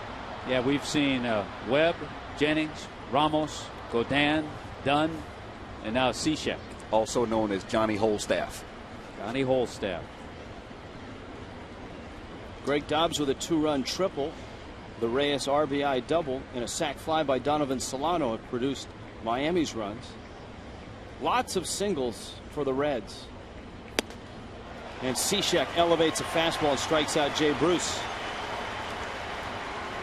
Not only trying to sweep this series, but trying to go 4-2 against the Reds this year. High fastball challenges the strong left-handed hitter, and Bruce didn't catch up to it. Now that's a pitch that if he can consistently throw that against the lefty, that will help him. And as you pointed out, Tommy, one of his issues this year, and there really haven't been many, but lefties have hit better against righties against him. Well, he's going to have to develop something that goes away from the left-handed hitter. He comes down from that sidearm angle, so whether it's maybe a split or a change, or something that he turns over to get to run away from the left-handed hitter, then you'll see those splits between the righties and lefties get a little bit better. Yeah, I think lefties around 290, righties in the 180s. Yeah, I mean, I know there's very few left-handed sidearmers, but whenever you see a left-handed sidearmer as a right-handed hitter, as I was, you see the ball a long time. And when everything is coming to you, you never really run out of bat. You don't have anything that makes you reach for the ball or take you really out of your setup. Now, the Marlins haven't been in this spot in this series in which they're seeing Cincinnati's A-team out of the bullpen. It's a 4-4 game in the ninth. And it's worth noting again that Aroldis Chapman is probably not available, as Stanton is over and he makes the catch. So on we go to the bottom of the ninth. Miami and Cincinnati 4-4. Efficiency Drive sales event by AT&T, the nation's largest 4G network. AT&T, rethink possible. And by Checkers, feast on.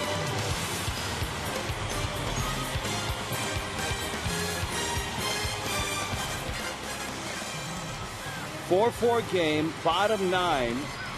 Sam LeCure stays in for the Reds. Greg Dobbs, Donovan Solano, and John Buck for Miami. Marlins trying to sweep Cincinnati and put up win number 66.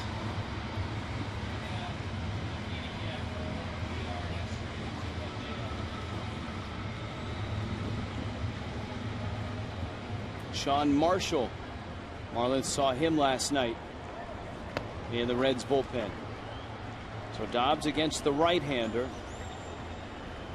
Lined out, tripled, bounced out.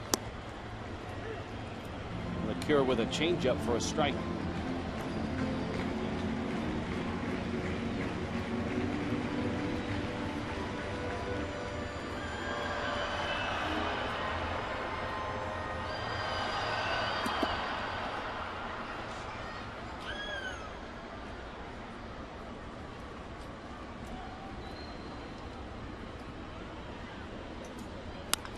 Breaking ball, ground ball, it's foul.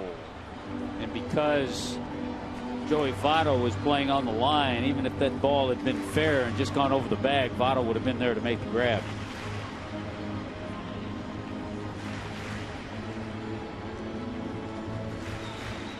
Oh, 0-2.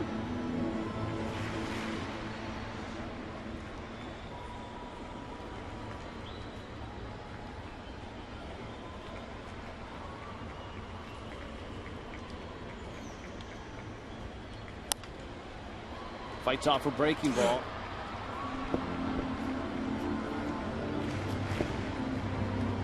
Preston, you all right there?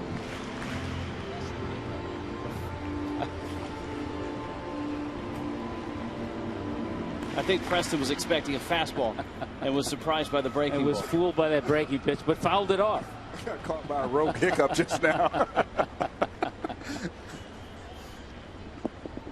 That can happen to you. Another 0-2.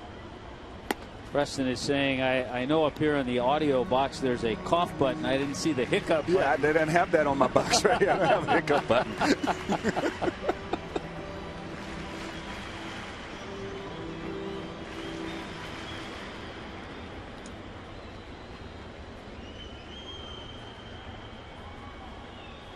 One-two pitch. Dobbs fights off another one.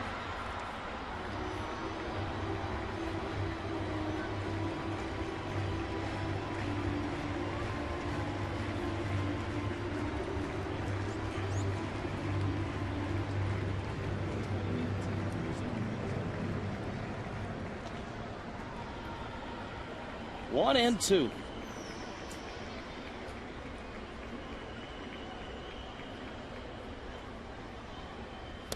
That's right down the middle. And Dobbs knew it. One out here in the ninth. Donovan Solano comes up. You know, that's almost a case where a pitcher just throws you too good of a pitch. You're like, you're not supposed to throw me the ball right down the middle when you got me in a 2-strike count like that. Give me something that's off the edge so I can fight it off. You know, you're not supposed to throw a ball that good. Plus, it had some pretty good movement, though, seeing it again. I mean, he started it on the inner half, and it really came back and caught the middle of the plate. A lot of games in baseball just about to wrap up. This one still 4-4 with one out in the bottom of the ninth. The Yankees beat the Rays again 6-4. Baltimore is in Oakland and losing again 2-0. That's in the bottom of the first. The A's have scored first. Phillies 4-3 over Houston, bottom 7. Cardinals have scored first against the Dodgers 2-0. And that's in the first inning. Giants have scored first in Arizona 1-0 bottom first. Pirates are just midway through in Chicago, but leading 6-4.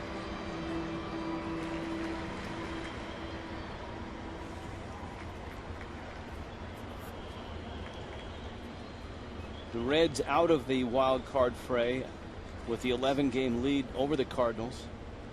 0-2 pitch. And so that gives Dusty Baker a little bit of wiggle room in terms of resting some guys, lining up a rotation, getting the bullpen some work.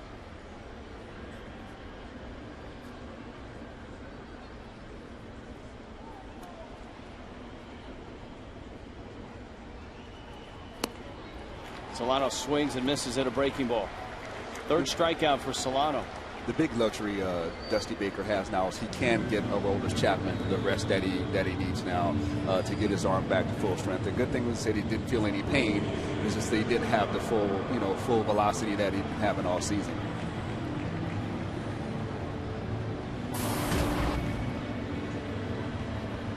Now Buck. John has bounced out in all 3 of his at-bats. 2 outs, bottom 9.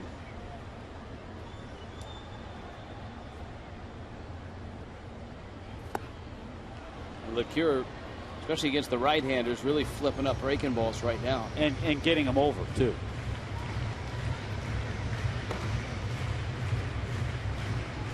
Heath Bell in Miami's bullpen. Milwaukee shutting out the Mets 3-0, and that's going to the 9th in Milwaukee.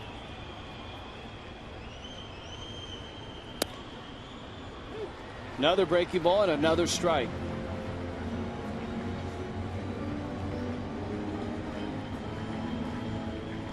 Yeah, LeCure showing really good command with his breaking ball. He's staying off the middle of the plate, trying to hit the edges, and not giving the Marlins anything in the middle of the zone to really swing at on his breaking stuff. Talking about that Milwaukee Mets game, John Axford in for the save right now. Here's the 0-2, and that is a fastball. Buck had seen all the breaking balls, and just like he did with Dobbs, LeCure freezes him with a fastball. Extra innings onto the 10th 4-4 game. Jack Link's beef jerky. Feed your wild side. Moving right along into the 10th 4-4 ball game. All right, Rich, the Marlins, Heath Bell out there getting loose, have the Reds right where they want them. This year in extra inning games, the Cincinnati Reds are 5-6. The Marlins in extra inning games are 10-4. Of course, their last loss in extra innings was that game in Washington, D.C. that had that lengthy rain delay in between. Heath Bell arrives. He's got the bottom third of the order, although Deanna Navarro has been swinging like a cleanup hitter in this ball game. Didi Gregorious behind him, and then the pitcher spot. 4-4, 4 runs, 13 hits for the Reds, 4 runs, 7 hits for Miami. Navarro with 3 of the 13 hits. Bell misses away with a fastball. And as we've talked about, 12 of the 13 hits singles.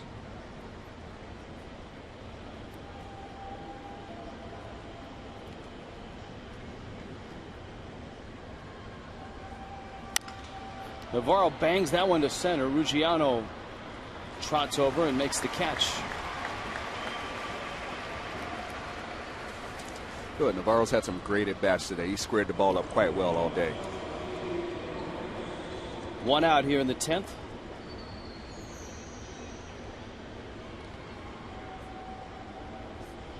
I think there was a time where if you asked the Reds, their extra catcher, their postseason catcher would have been Devin Mesoraco, the youngster. But I think Deanna Navarro all of a sudden is might be the choice. It gives you experience, gives you a left-handed bat. Well, those are 2 big important things. You have a left-handed hitting catcher is one thing, but then you got the experience guy who's handled pitching staffs through tough times. That really means a lot when he gets into the playoffs.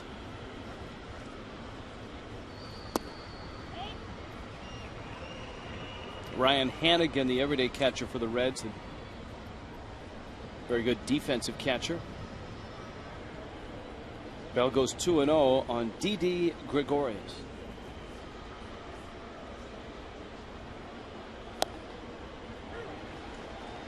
And a strike.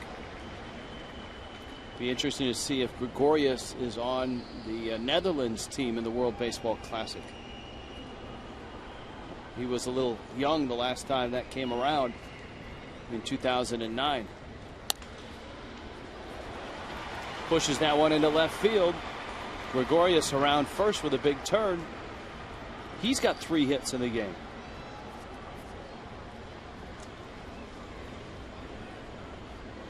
You know, it's an exciting time for baseball. You're starting to see a lot of young players come from a lot of different countries. You know, I'd say probably about 10, 15 years ago, there would just be a guy from here or there that wasn't from the United States or one of the Latin American countries. Now you got Curacao, you got more guys coming from Japan. You got guys come from a lot of places all over the world. Australia, there's a few players now that have been sprinkling in. And you're really starting to see a more global effect of baseball. Xavier Paul now. No, believe it or not, the way this game has gone, he's the first hitter that Dusty Baker's had to use off his bench.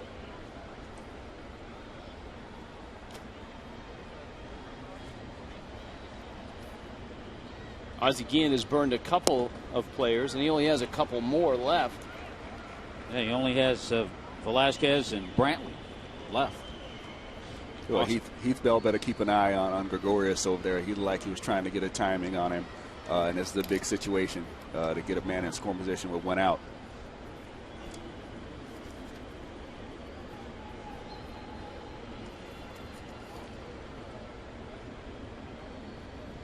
We've seen it today. Gregorious in the Reds system voted best defensive infielder and infielder with the best throwing arm. We've seen a little of that arm today. Oh, yes, we have. He's thrown some darts across the infield.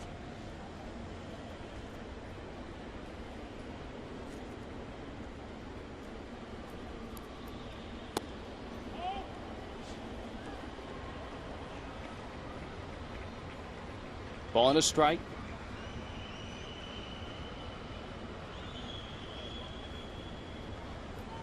Reds have Jonathan Broxton up and Sean Marshall. Broxton is the closer while Aroldis Chapman is resting that shoulder. He's running, and a little looper, and it's going to fall into shallow left. Gregorious is on his way to third. Reyes had broken towards the bag at second, and that ball dumped in right around where he would have been patrolling. You had the feeling. Preston pointed it out with Gregorious getting a good lead. You had the feeling that Dusty Baker was going to put something on. And that time he had the hit and run with Gregorious running. And with him running, the ideal guy, you want the shortstop going over to cover. That's where Reyes went. And all of a sudden that little pop fly dropped for a base hit. And Bell has worked himself into a first and third. And now you got Phillips. And that's the luxury of having Phillips coming up here for the Reds, as he can drive runs in as well. He's driven in 75 runs. He's the leadoff hitter for the Reds today. No, in the National League, getting that type of productivity out of the top of your lineup is huge. Get a guy driving in 70, 80, possibly 90 runs on a great year from him. That's a lot when you got guys in the middle of your lineup like Botto, Bruce, Ludwick, guys like that who also can drive in 90 or 100 runs.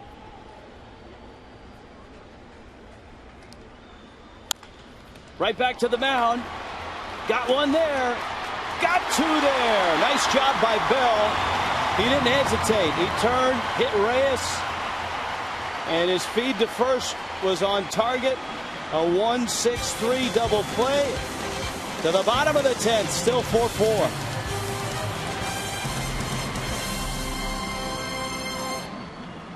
Hit totals.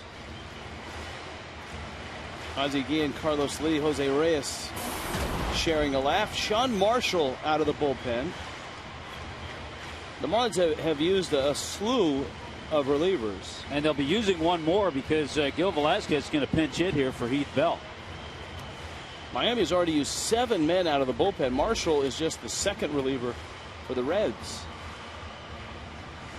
So Ozzie will have to dip into that bullpen and use his 8th pitcher.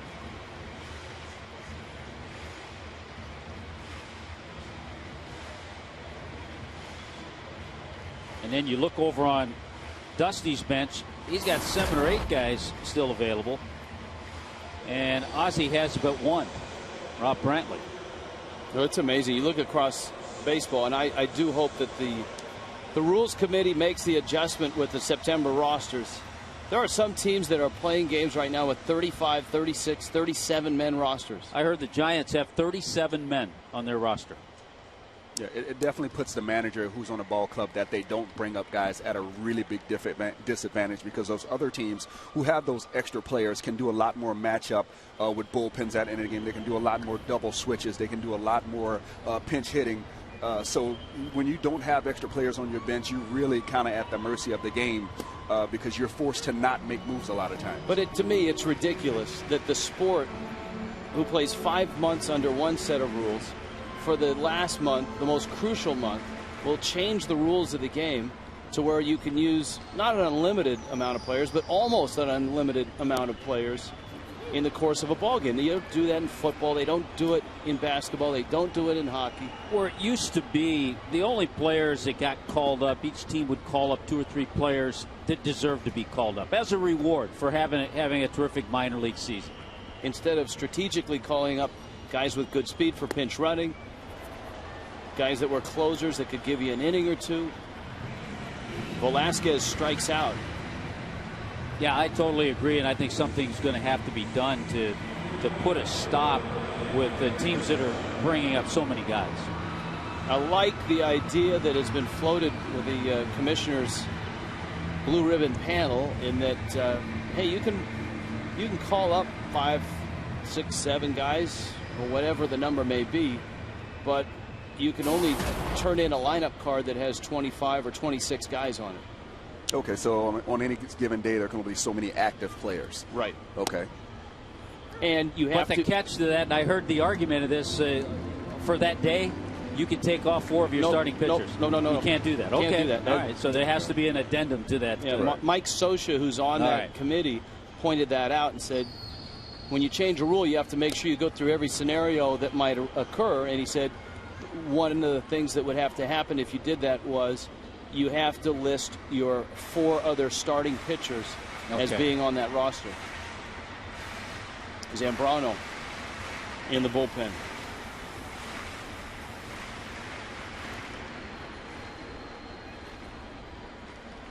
Peterson against Marshall. Marshall a breaking ball, and it's fouled out of play. Logan Ondrusek.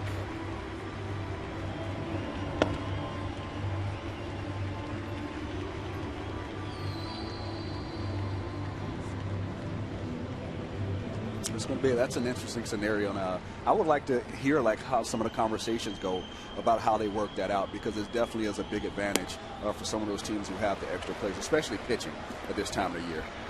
Yeah, because you have guys playing in games, deciding teams' fate in terms of getting into the postseason, that weren't here for 5 months and won't be there in the postseason.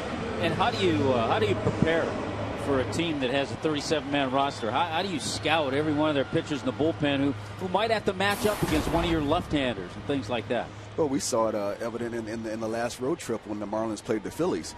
There was a time where Charlie Manuel used, I think, 4 different pitchers in one inning and 3 pitch hitters on the other part of it, on the following half inning. So when he's got players like that to burn, and Ozzie is down to his one bat off the bench that he can't use because it's his second catcher, and they didn't bring up a third catcher, well, he's kind of hamstrung. Here's the 1-0 pitch. Ruggiano swings and misses, and it counts 1-1.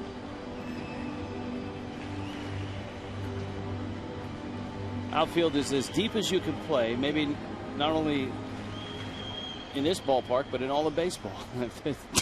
They are way back there. There's some ballparks that right fielder is on the fence right now. That's a good point.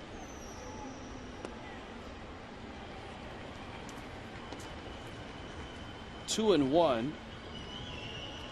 So Dusty leaving Marshall in there to face Ruggiano. 2 outs and nobody aboard. If there were a runner in scoring position, you suspect that you might see Andrusic in here. Ruggiano has hit lefties very well this year. Wow, that was a pretty good looking pitch. Home plate umpire Alfonso Marquez didn't think so. Look at that. That was right down the middle of the plate. He blinked or hiccuped. He might have got a rogue hiccup like I did. Here's the 3-1 pitch. Marshall's the kind of guy, too. He has such confidence in that big curveball that 3-2, you're really not sure what you're going to see. You can see either the fastball or that big curveball. Yeah, you don't like pitchers like that where the count doesn't eliminate a pitch. Those are guys who give you trouble.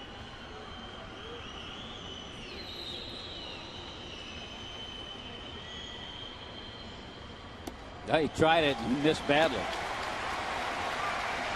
And he walks Ruggiano, and here comes Reyes. Up until that at bat by Ruggiano, the Marlins had struck out 5 consecutive times. I've been waiting for this stat to get out there. You know, every once in a while you write a note down and the scenario never happens. Jose Reyes in extra inning games this year is 5 for 9. A single, a double, 2 triples, and a home run. That's getting it done late right there. So here he is.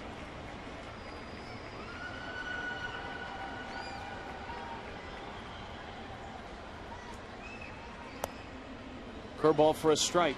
0-1. You have good speed at first. But of course you've got Marshall, the lefty, on the mound.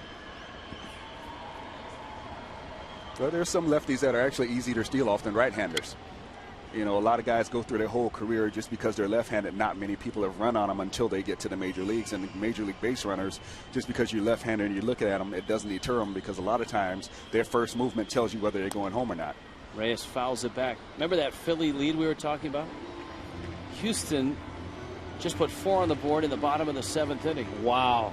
And they lead the Phillies 7-4. How agonizing must that be for Philly fans right now? Matt Dominguez has driven in 2. Justin Maxwell has driven in 2. Bastardo and Almont have given up runs. Yeah, I saw that Almont kid pitch in that Philly series. And he looks funky, doesn't he? He throws mid-90s from 3/4, and he's got a great changeup. And is tall and is right-handed. Yeah, he got the full package.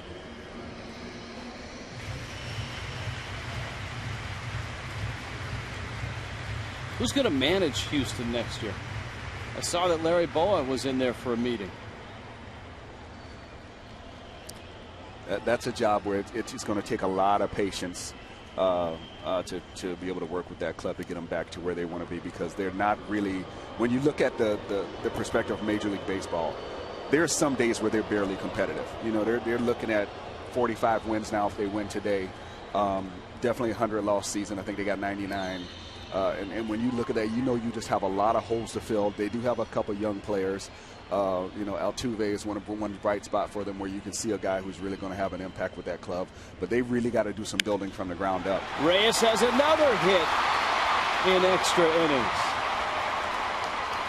Good stat, Tommy Hutton. So now he's 6 for 10. How about that? You know, and by the way, Larry Boa is not the right fit for a young club that's going to need a lot of patience.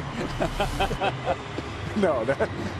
This is a good swing. He leads the pitch up and out over the plate, and Reyes just sends it the other way. 3rd hit for Jose today. Dusty Baker going to make a pitching change with Stanton coming up. 2 outs, bottom 10. Marshall exits. Andrusic coming in. Bottom 10. Logan Andrusic. 3-2, the 3.26 ERA. 27-year-old right-hander out of Waco, Texas. Low to mid-90s. Pretty good fastball, curveball. And I have a question for Preston Wilson. You're Giancarlo Stanton. You have power. You can hit a home run.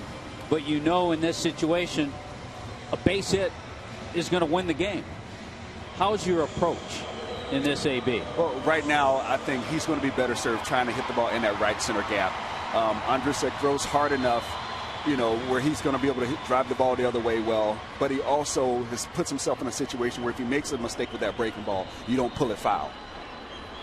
You got good speed at second with Ruggiano. Reyes is the trail runner. First pitch fastball right down the middle. That's a good swing. And he fouled it back. He's hoping that's not the best pitch that he's going to see in this at bat. That grand slam was a Mother's Day walk-off shot against the Mets. Bends one and misses out. Well, and you got to think Andrusek is kind of thinking the same thing, because when you're in this situation, you don't want to get beat to the short side of the field. And even though that's not short, distance-wise, it's his pull side. So most pitchers don't like to give up the home run to the pull side late in the game. Check swing. Yes, he did. Oh, wow. Got to say, I didn't see it like that from up here. Here's a look.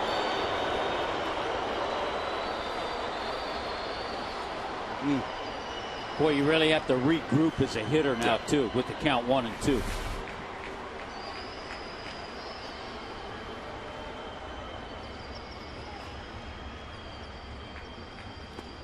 Yeah, you see, they're staying away. They're trying to force him to beat him that way. No, they don't want to get beat to the pull side. It'll be interesting to see if they stay away with breaking balls, because we've seen over the last couple of weeks pitchers try to go up with a good fastball when they get 2 strikes on Stanton. Well, I mean, most big power guys, up and in ties them up on the hands. A lot of pitchers are afraid of making that mistake and, somehow getting part of the plate when they're trying to go in there and missing. They left that one out over the plate. Stanton fouls back a fastball that came in at 94. Yeah, look at Navarro's going out. He goes, I don't want to see you throw that pitch again. Oh, yeah, that's the conversation right there. If you're going to miss, you miss off the plate with this guy. You don't miss on the plate, especially when you're ahead of him or even when the count. Stanton has singled, flied out, walked and scored in the 4th, was intentionally walked in the 8th inning. Ruggiano, he walked with 2 outs. Reyes poked a single to right, and it's 2-2 on Giancarlo Stanton in a 4-4 game in the bottom of the 10th.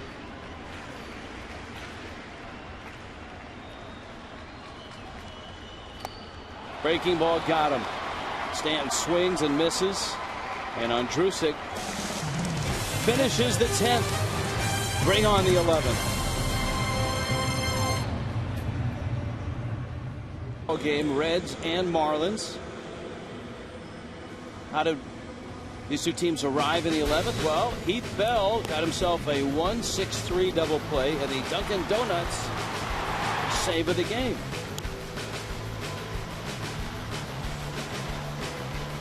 You know why that's a good play? Is because so many pitchers, that runner's coming in, and if you don't make the double play throw, that run's going to score. A lot of pitchers will just go to get that run to make sure they get the out, keep the run from scoring. He knew he had the double play if he made a good throw to second, and he made a perfect throw to Reyes. Yeah, that's great to see with the troubles that Heath Bell has had this year. Early in the season, that ball would have glanced off his glove. He might have missed it, glanced off his glove, and the run scores. Just showed out things are starting to come around for him now. And it's starting to become a whole lot more complete package that you're seeing with him as far as getting guys out, fielding position, finishing batters, what you need to see out of your closer. Chris Heisey, Joey Votto, Ryan Ludwick for the Reds, and it's Carlos Zambrano.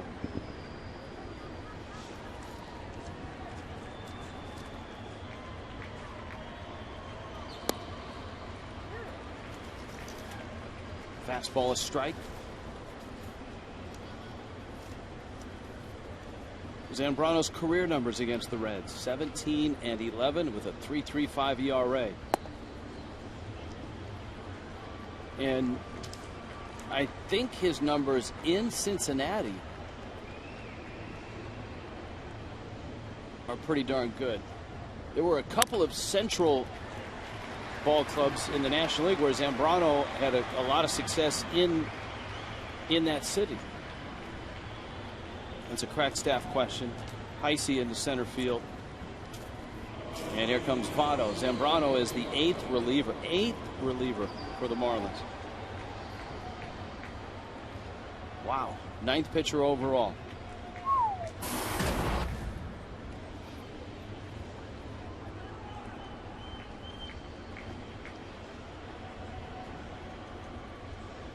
Tommy, how's your arm feeling?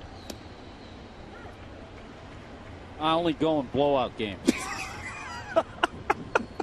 Mop up duty only. Don't put me in there when it's on the line, coach. No, Hutt did throw in a blowout game. Gave up a home run to Keith Hernandez. Struck out Leon Durham. You struck out Bull? Yeah. Wow.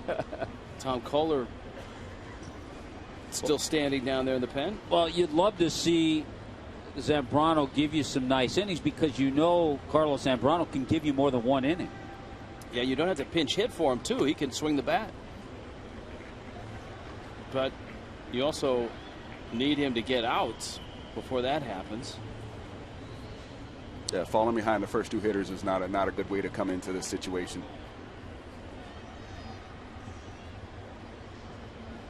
Chris Hatcher and Kohler, the last two standing in the bullpen. Never did Reed Cornelius think it would be such an empty bullpen down there. No, usually things are just picking up down there by the Clevelander. They've run out of paint in the Clevelander. Here's the 3-1. That's why the bullpen's empty.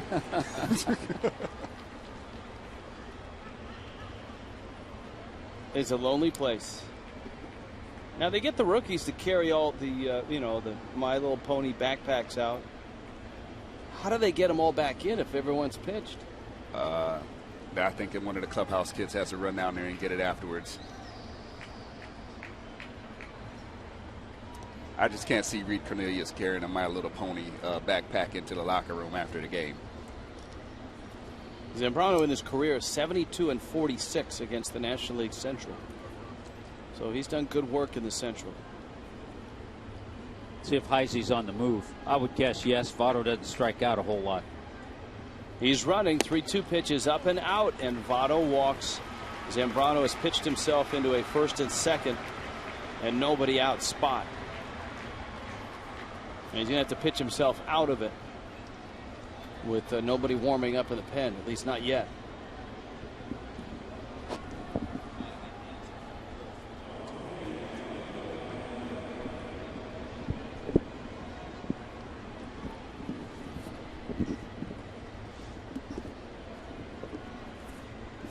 Now Ludwick. First and second, nobody out. Zambrano in need of a ground ball.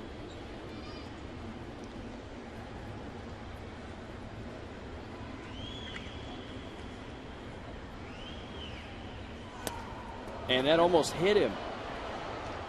Yikes. And now the Marlins bullpen is active. I think Ozzie Guillen doesn't like what he sees.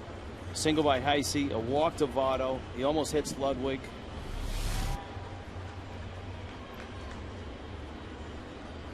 Yeah, remember there were some starts early in the year when Zambrano struggled and he wasn't completing his delivery, that fastball he'd leave up and away to lefties and into righties.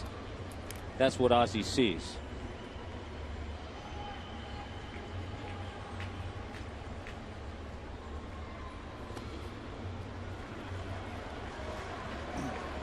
A breaking ball that misses, and now it's 2-0.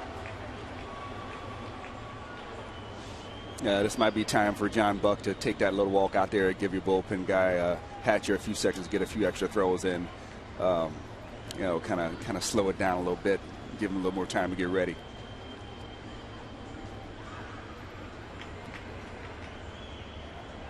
So you can hear the phone ringing in the background, and I'm sure that's Randy St. Clair wanting to know how close is Hatcher. And that's a generous strike. And it's 2-1. Yeah, those are the ones that are tough as a hitter because you feel like the umpire kind of bails out the pitcher, does him a favor. You want it to be consistent, but when an umpire makes that call as a hitter, you start to really question your own strike zone.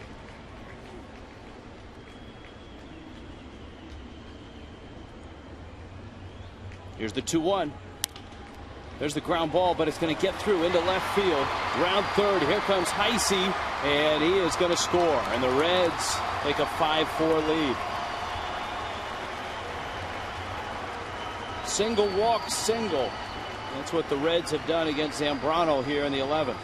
Big day for Ludwick, his third base hit. And you're right, he got the ground ball, but just out of the reach of Jose Reyes. It's just tough when you're facing major league hitters, especially guys that hit in the middle lineup and you're behind in the count. And you're forced to throw fastballs because you've been missing with your breaking balls. It really puts you in a bad spot. And big-time hitters, they start licking their lips when they see that coming because they know they're getting something to jump on. Reds have 17 base hits today. I did find the numbers for Zambrano in Cincinnati. 16 career starts, 10-3, with an ERA in around 3.35. It's like Tom Glavine had an incredible run at Riverfront Stadium in Cincinnati. Wasn't Roy Oswalt invincible against the Reds when he was an Astro? Didn't matter where he pitched against them. Bruce now.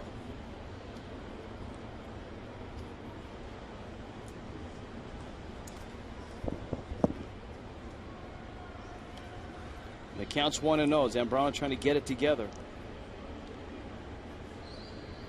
Marlins are in all likelihood going to see Jonathan Broxton in the bottom of the 11th unless the Reds crack it open.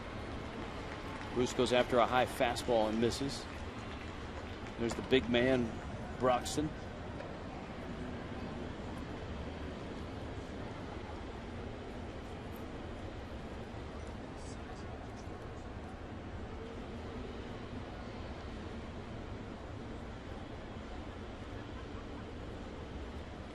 Here's the 1-1.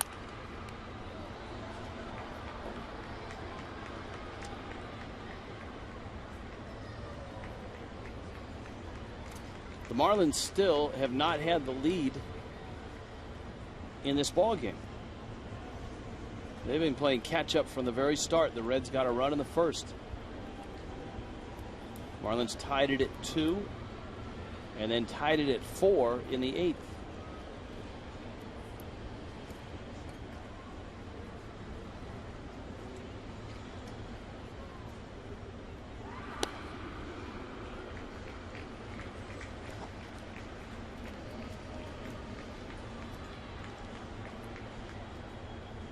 Ozzie Guillen trying to decide what to do here. Does he go get Hatcher?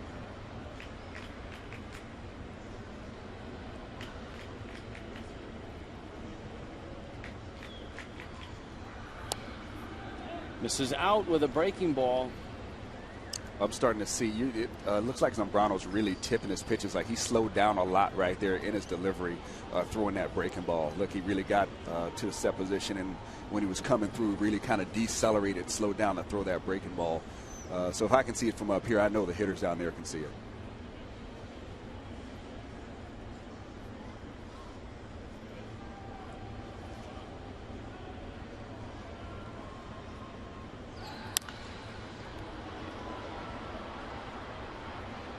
Stanton under it and makes the catch. Oftentimes when teams will pick stuff up like that, it's a collaborative effort on the bench. It's not just one guy. It's you've got, and I'm sure each team has one or two guys that's really good at it, whether it's a coach or a veteran player. Yeah, I've heard some guys say they don't want to know what's coming or don't want to. I'm like, please, if I could have any type of advantage where I see something or I can pick up something that the starting pitcher or reliever is doing that I can know what's coming, I want that advantage. Actually, a guy that was really good at it that I played against a lot is the Marlins hitting coach, Eddie Perez. He was really good at picking up stuff from opposing pitchers, seeing things they did to tip their pitches in their setup, you know, whether they're going from the stretch or wind up. He had a really good eye for picking those things up. And I think, too, you want confirmation. If you're the hitter that's going to receive, okay, this guy does this, you want to see it a couple of times. just to make sure. Yeah, you have to verify it. Prove it to me. Yeah, you want to verify it because you don't want it to be just an odd thing that a guy did just so happened to do by mistake when he threw a certain pitch and then it doesn't happen again. But there are definitely some guys throughout the league that you can pick up. Sometimes it's how they hold their gloves. Sometimes it's how close their feet are together. There's a lot of things that you see in pitchers that can tip you off to what's going to happen. Zambrano gets a strike, and he's 1-2 on Todd Frazier. Frazier has a couple of hits, 2 for 5. The Reds have 17 hits and have left a dozen. You know, things like that, there's also tough for a young ball club because they don't have the veteran guys on the bench who've seen that much baseball, who've seen that many different pitchers to be able to have those keys in their head for when it jumps out at them, they can share with the other team. When you got a team like the Marlins, you got a whole bunch of guys that are just basically trying to get through the game because they're so young and so green.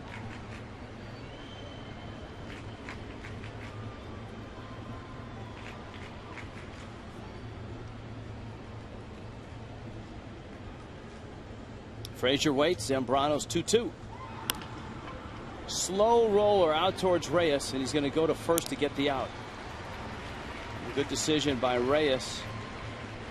Zambrano needs another out to get it to the bottom of the 11th with just a 1-run deficit. Just like we were saying, you need confirmation. You want to back up things. Tom Glavine was 16-4 at Riverfront Stadium.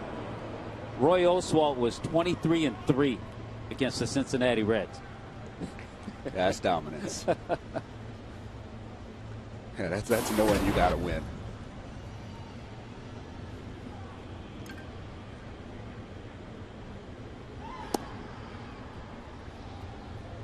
Now Navarro was a star early in the game, 3 hits to open his day, and he's 3 for 5 now.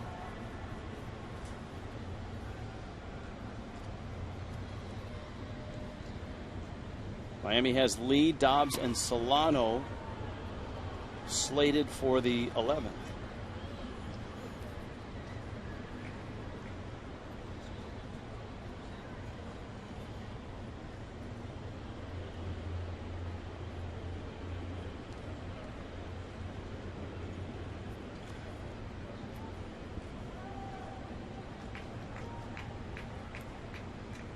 Zambrano's 2-0 on the Reds catcher, who pulls one foul. The Reds with a chance to crack it open here. Runners at second and third with 2 outs.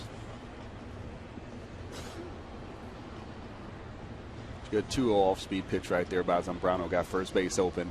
Knows Navarro swinging the bat very well today. Wasn't just going to give in with a fastball right there. This has been a 29-pitch inning so far for Zambrano.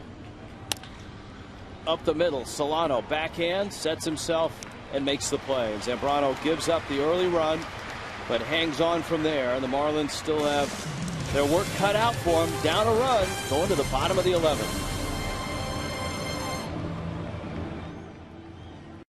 All season long by Jack Link's Beef Jerky. Feed your wild side.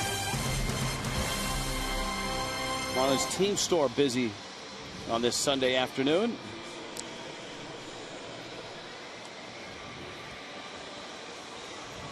Jonathan Broxton was a trading deadline deal coming over from Kansas City. He had 23 saves with the Royals. Of course, the Reds weren't thinking of using him as a closer, but they figured slot him in front of Aroldis Chapman, and you really have a nice setup guy. But with Chapman down for a while, Broxton is into that role as a closer. He is a big man. It is safe to say he's a big man. He's 6'4", right around 300 pounds. Well, heavy sinking fastball and slider. Well, we're not giving up too much here with Carlos Lee at the plate. I mean, this is like a battle of the mastodons right here going on. Lee swings and misses at a breaking ball. There's Drew Stubbs. He comes into the ball game in center field. Chris Heisey moves over from center to left. And Ryan Ludwick comes out of the ball game. Stubbs is in the 9 spot. Broxton is in the cleanup spot. Lee trying to get on base. Broxton out of Burke County, Georgia. Dodgers' 2nd-round pick back in 2002. A 2-time All-Star as the Dodgers closer. I think the Dodgers thought they were going to have their closer for about 10 years with Broxton. He had some good years over there. Not so much last year. An ERA of 5.5. Lee sends it to right. Bruce is out there, and he runs it down. Boy, what a nice swing by Carlos Lee on that slider. Just trying to find that right center field gap. Now you've got Dobbs, who is 1 for 4.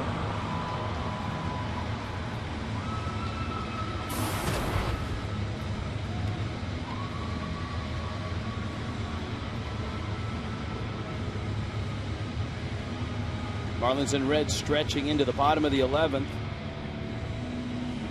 The Yankees have won. They beat the Rays 6-4. Baltimore and Oakland now in the top of the 4th, and Baltimore is on top 3-2 in that ball game.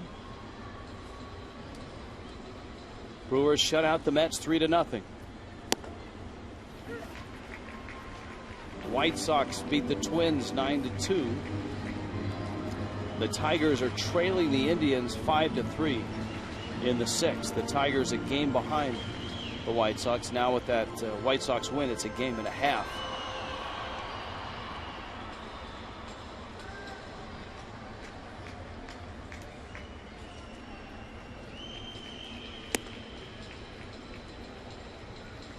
When this one ends, Jeff Conine right now looking up Jonathan Broxton's splits on his phone.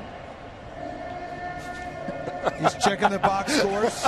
And checking the time. And the time. Marlins live, or plausibly live, coming up immediately following this ball game. Here's the 1-1.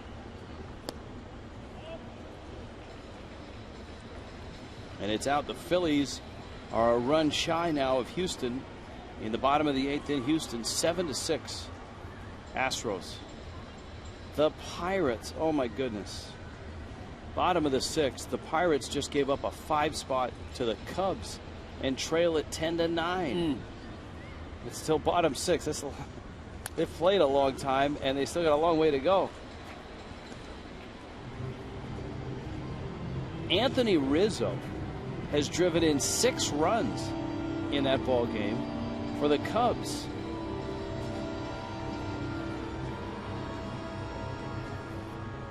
Rizzo out of Parkland. A couple of home runs, has 14 now, has his average over 300.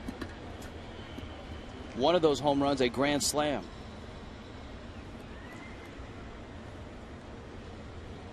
Here's the 2-2. Dobbs sprays a ground ball to third. Frazier's throw across is in time to get him.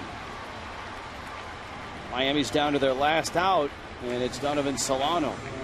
Pedro Alvarez in that game for the Pirates has a couple of home runs and 5 RBIs.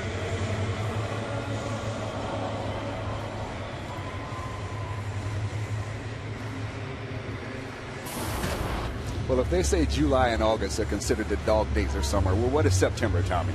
Depends on where you're. Yeah, it depends. Well, all these call-ups that teams are starting to do, I think September's becoming the dog days.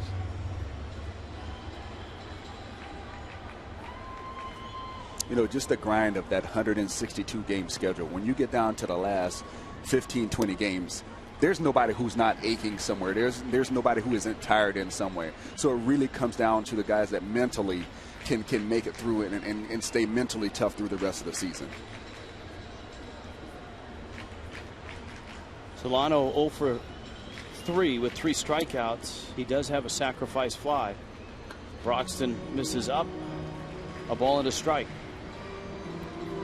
Miami got the first 2 games of this series. The Reds trying to pick off the last game before they continue on their way. Reds are headed to Chicago. An off day in Chicago tomorrow.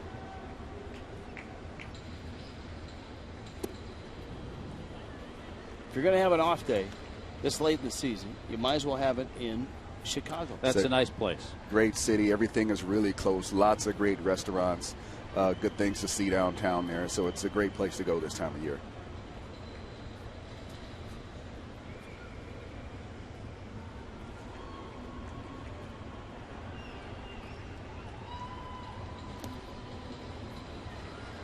Broxton bounces one up there. And he's gone 3-1. John Buck is on deck. The Marlins are down to Rob Brantley as their last extra position player. And you see Brantley's got a bat. And you wonder if Solano gets on, if the Marlins would pinch hit for Buck with Brantley.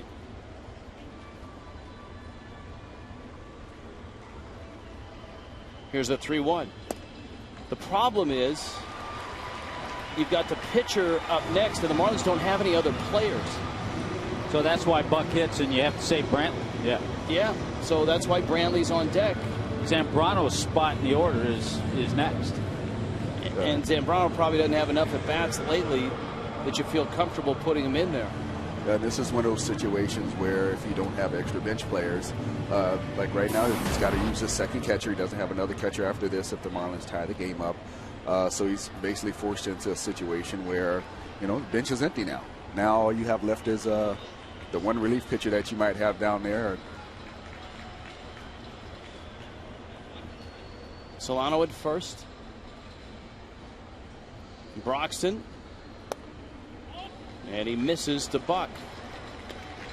Broxton takes a while to get to the plate. Solano has swiped 7 bags this year.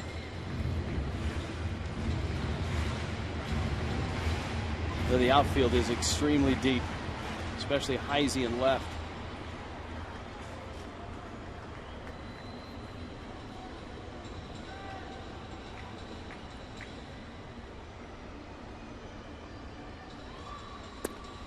Broxton misses outside. All of a sudden, Broxton having trouble with both the slider and the fastball, throwing it for strikes.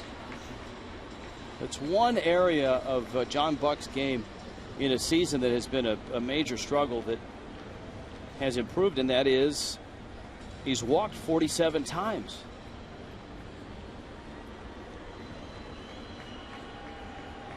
His on-base percentage is over 100 points better than his batting average. And he took a rip at a 2-0 pitch.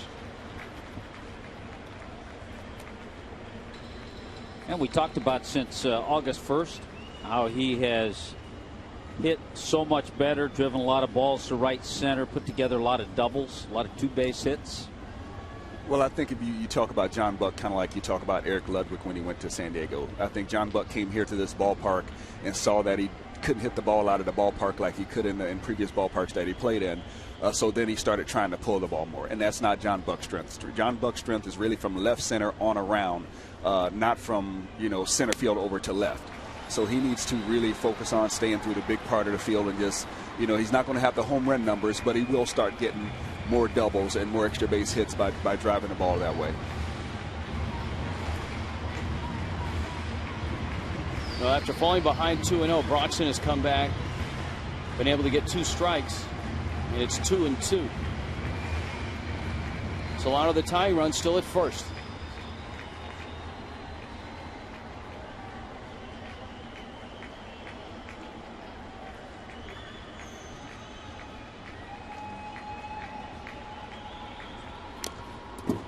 Buck just gets a piece of a 95-mile-an-hour fastball.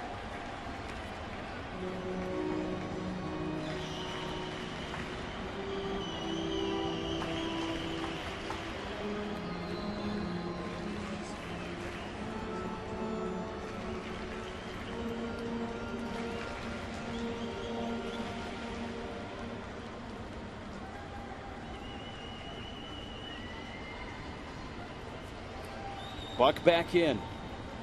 Solano still at first. You got Brantley on deck.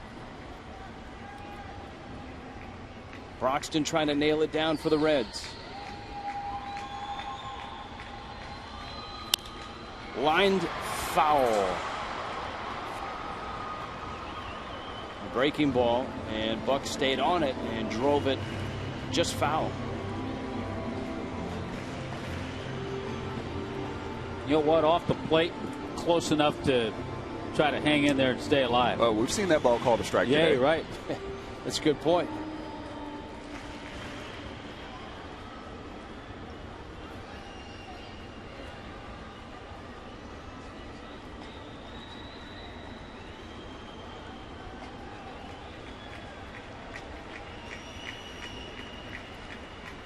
We'll do it again. They count 2-2. Miami down to their last strike. The tying run at first. Buck fouls it and stays alive. Yeah, with Marquez umpiring behind the plate today, we've seen a ball right down the middle called a ball, and we've seen the ball 6 inches outside called a strike. So there's been that floating strike zone that's been happening occasionally.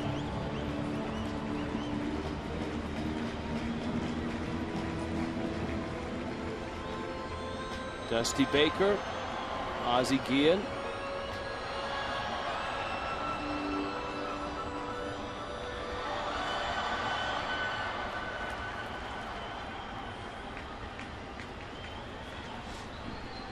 Buck keeps fouling off 2-2 pitches. He'll get another one here. Broxton misses. The Reds dugout reacting. I think everybody flinched, including Alfonso Marquez, the home plate umpire. And now we got action right now. 3-2 count with 2 outs. You got the base runner moving. It was off. It was out. Pitch number 8. And so this is going to give Solano a head start. Marquez was on that one. The rookie Brantley's on deck.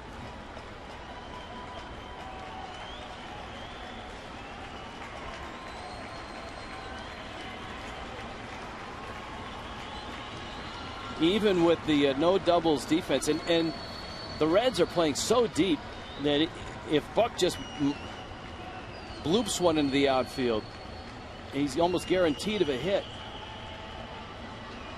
And Solano will be moving on 3-2 with 2 outs. Buck drives it center field deep. Back goes Stubbs to the wall, and he leaps and makes the catch. Wow! Wow! John Buck hit that as far as you can in this ballpark without it going out. Stubbs got into the corner and made a leaping catch. Solano would have scored easily.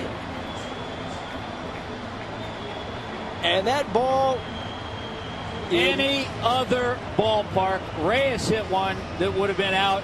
Any other ballpark. Extremely frustrating for hitters this afternoon.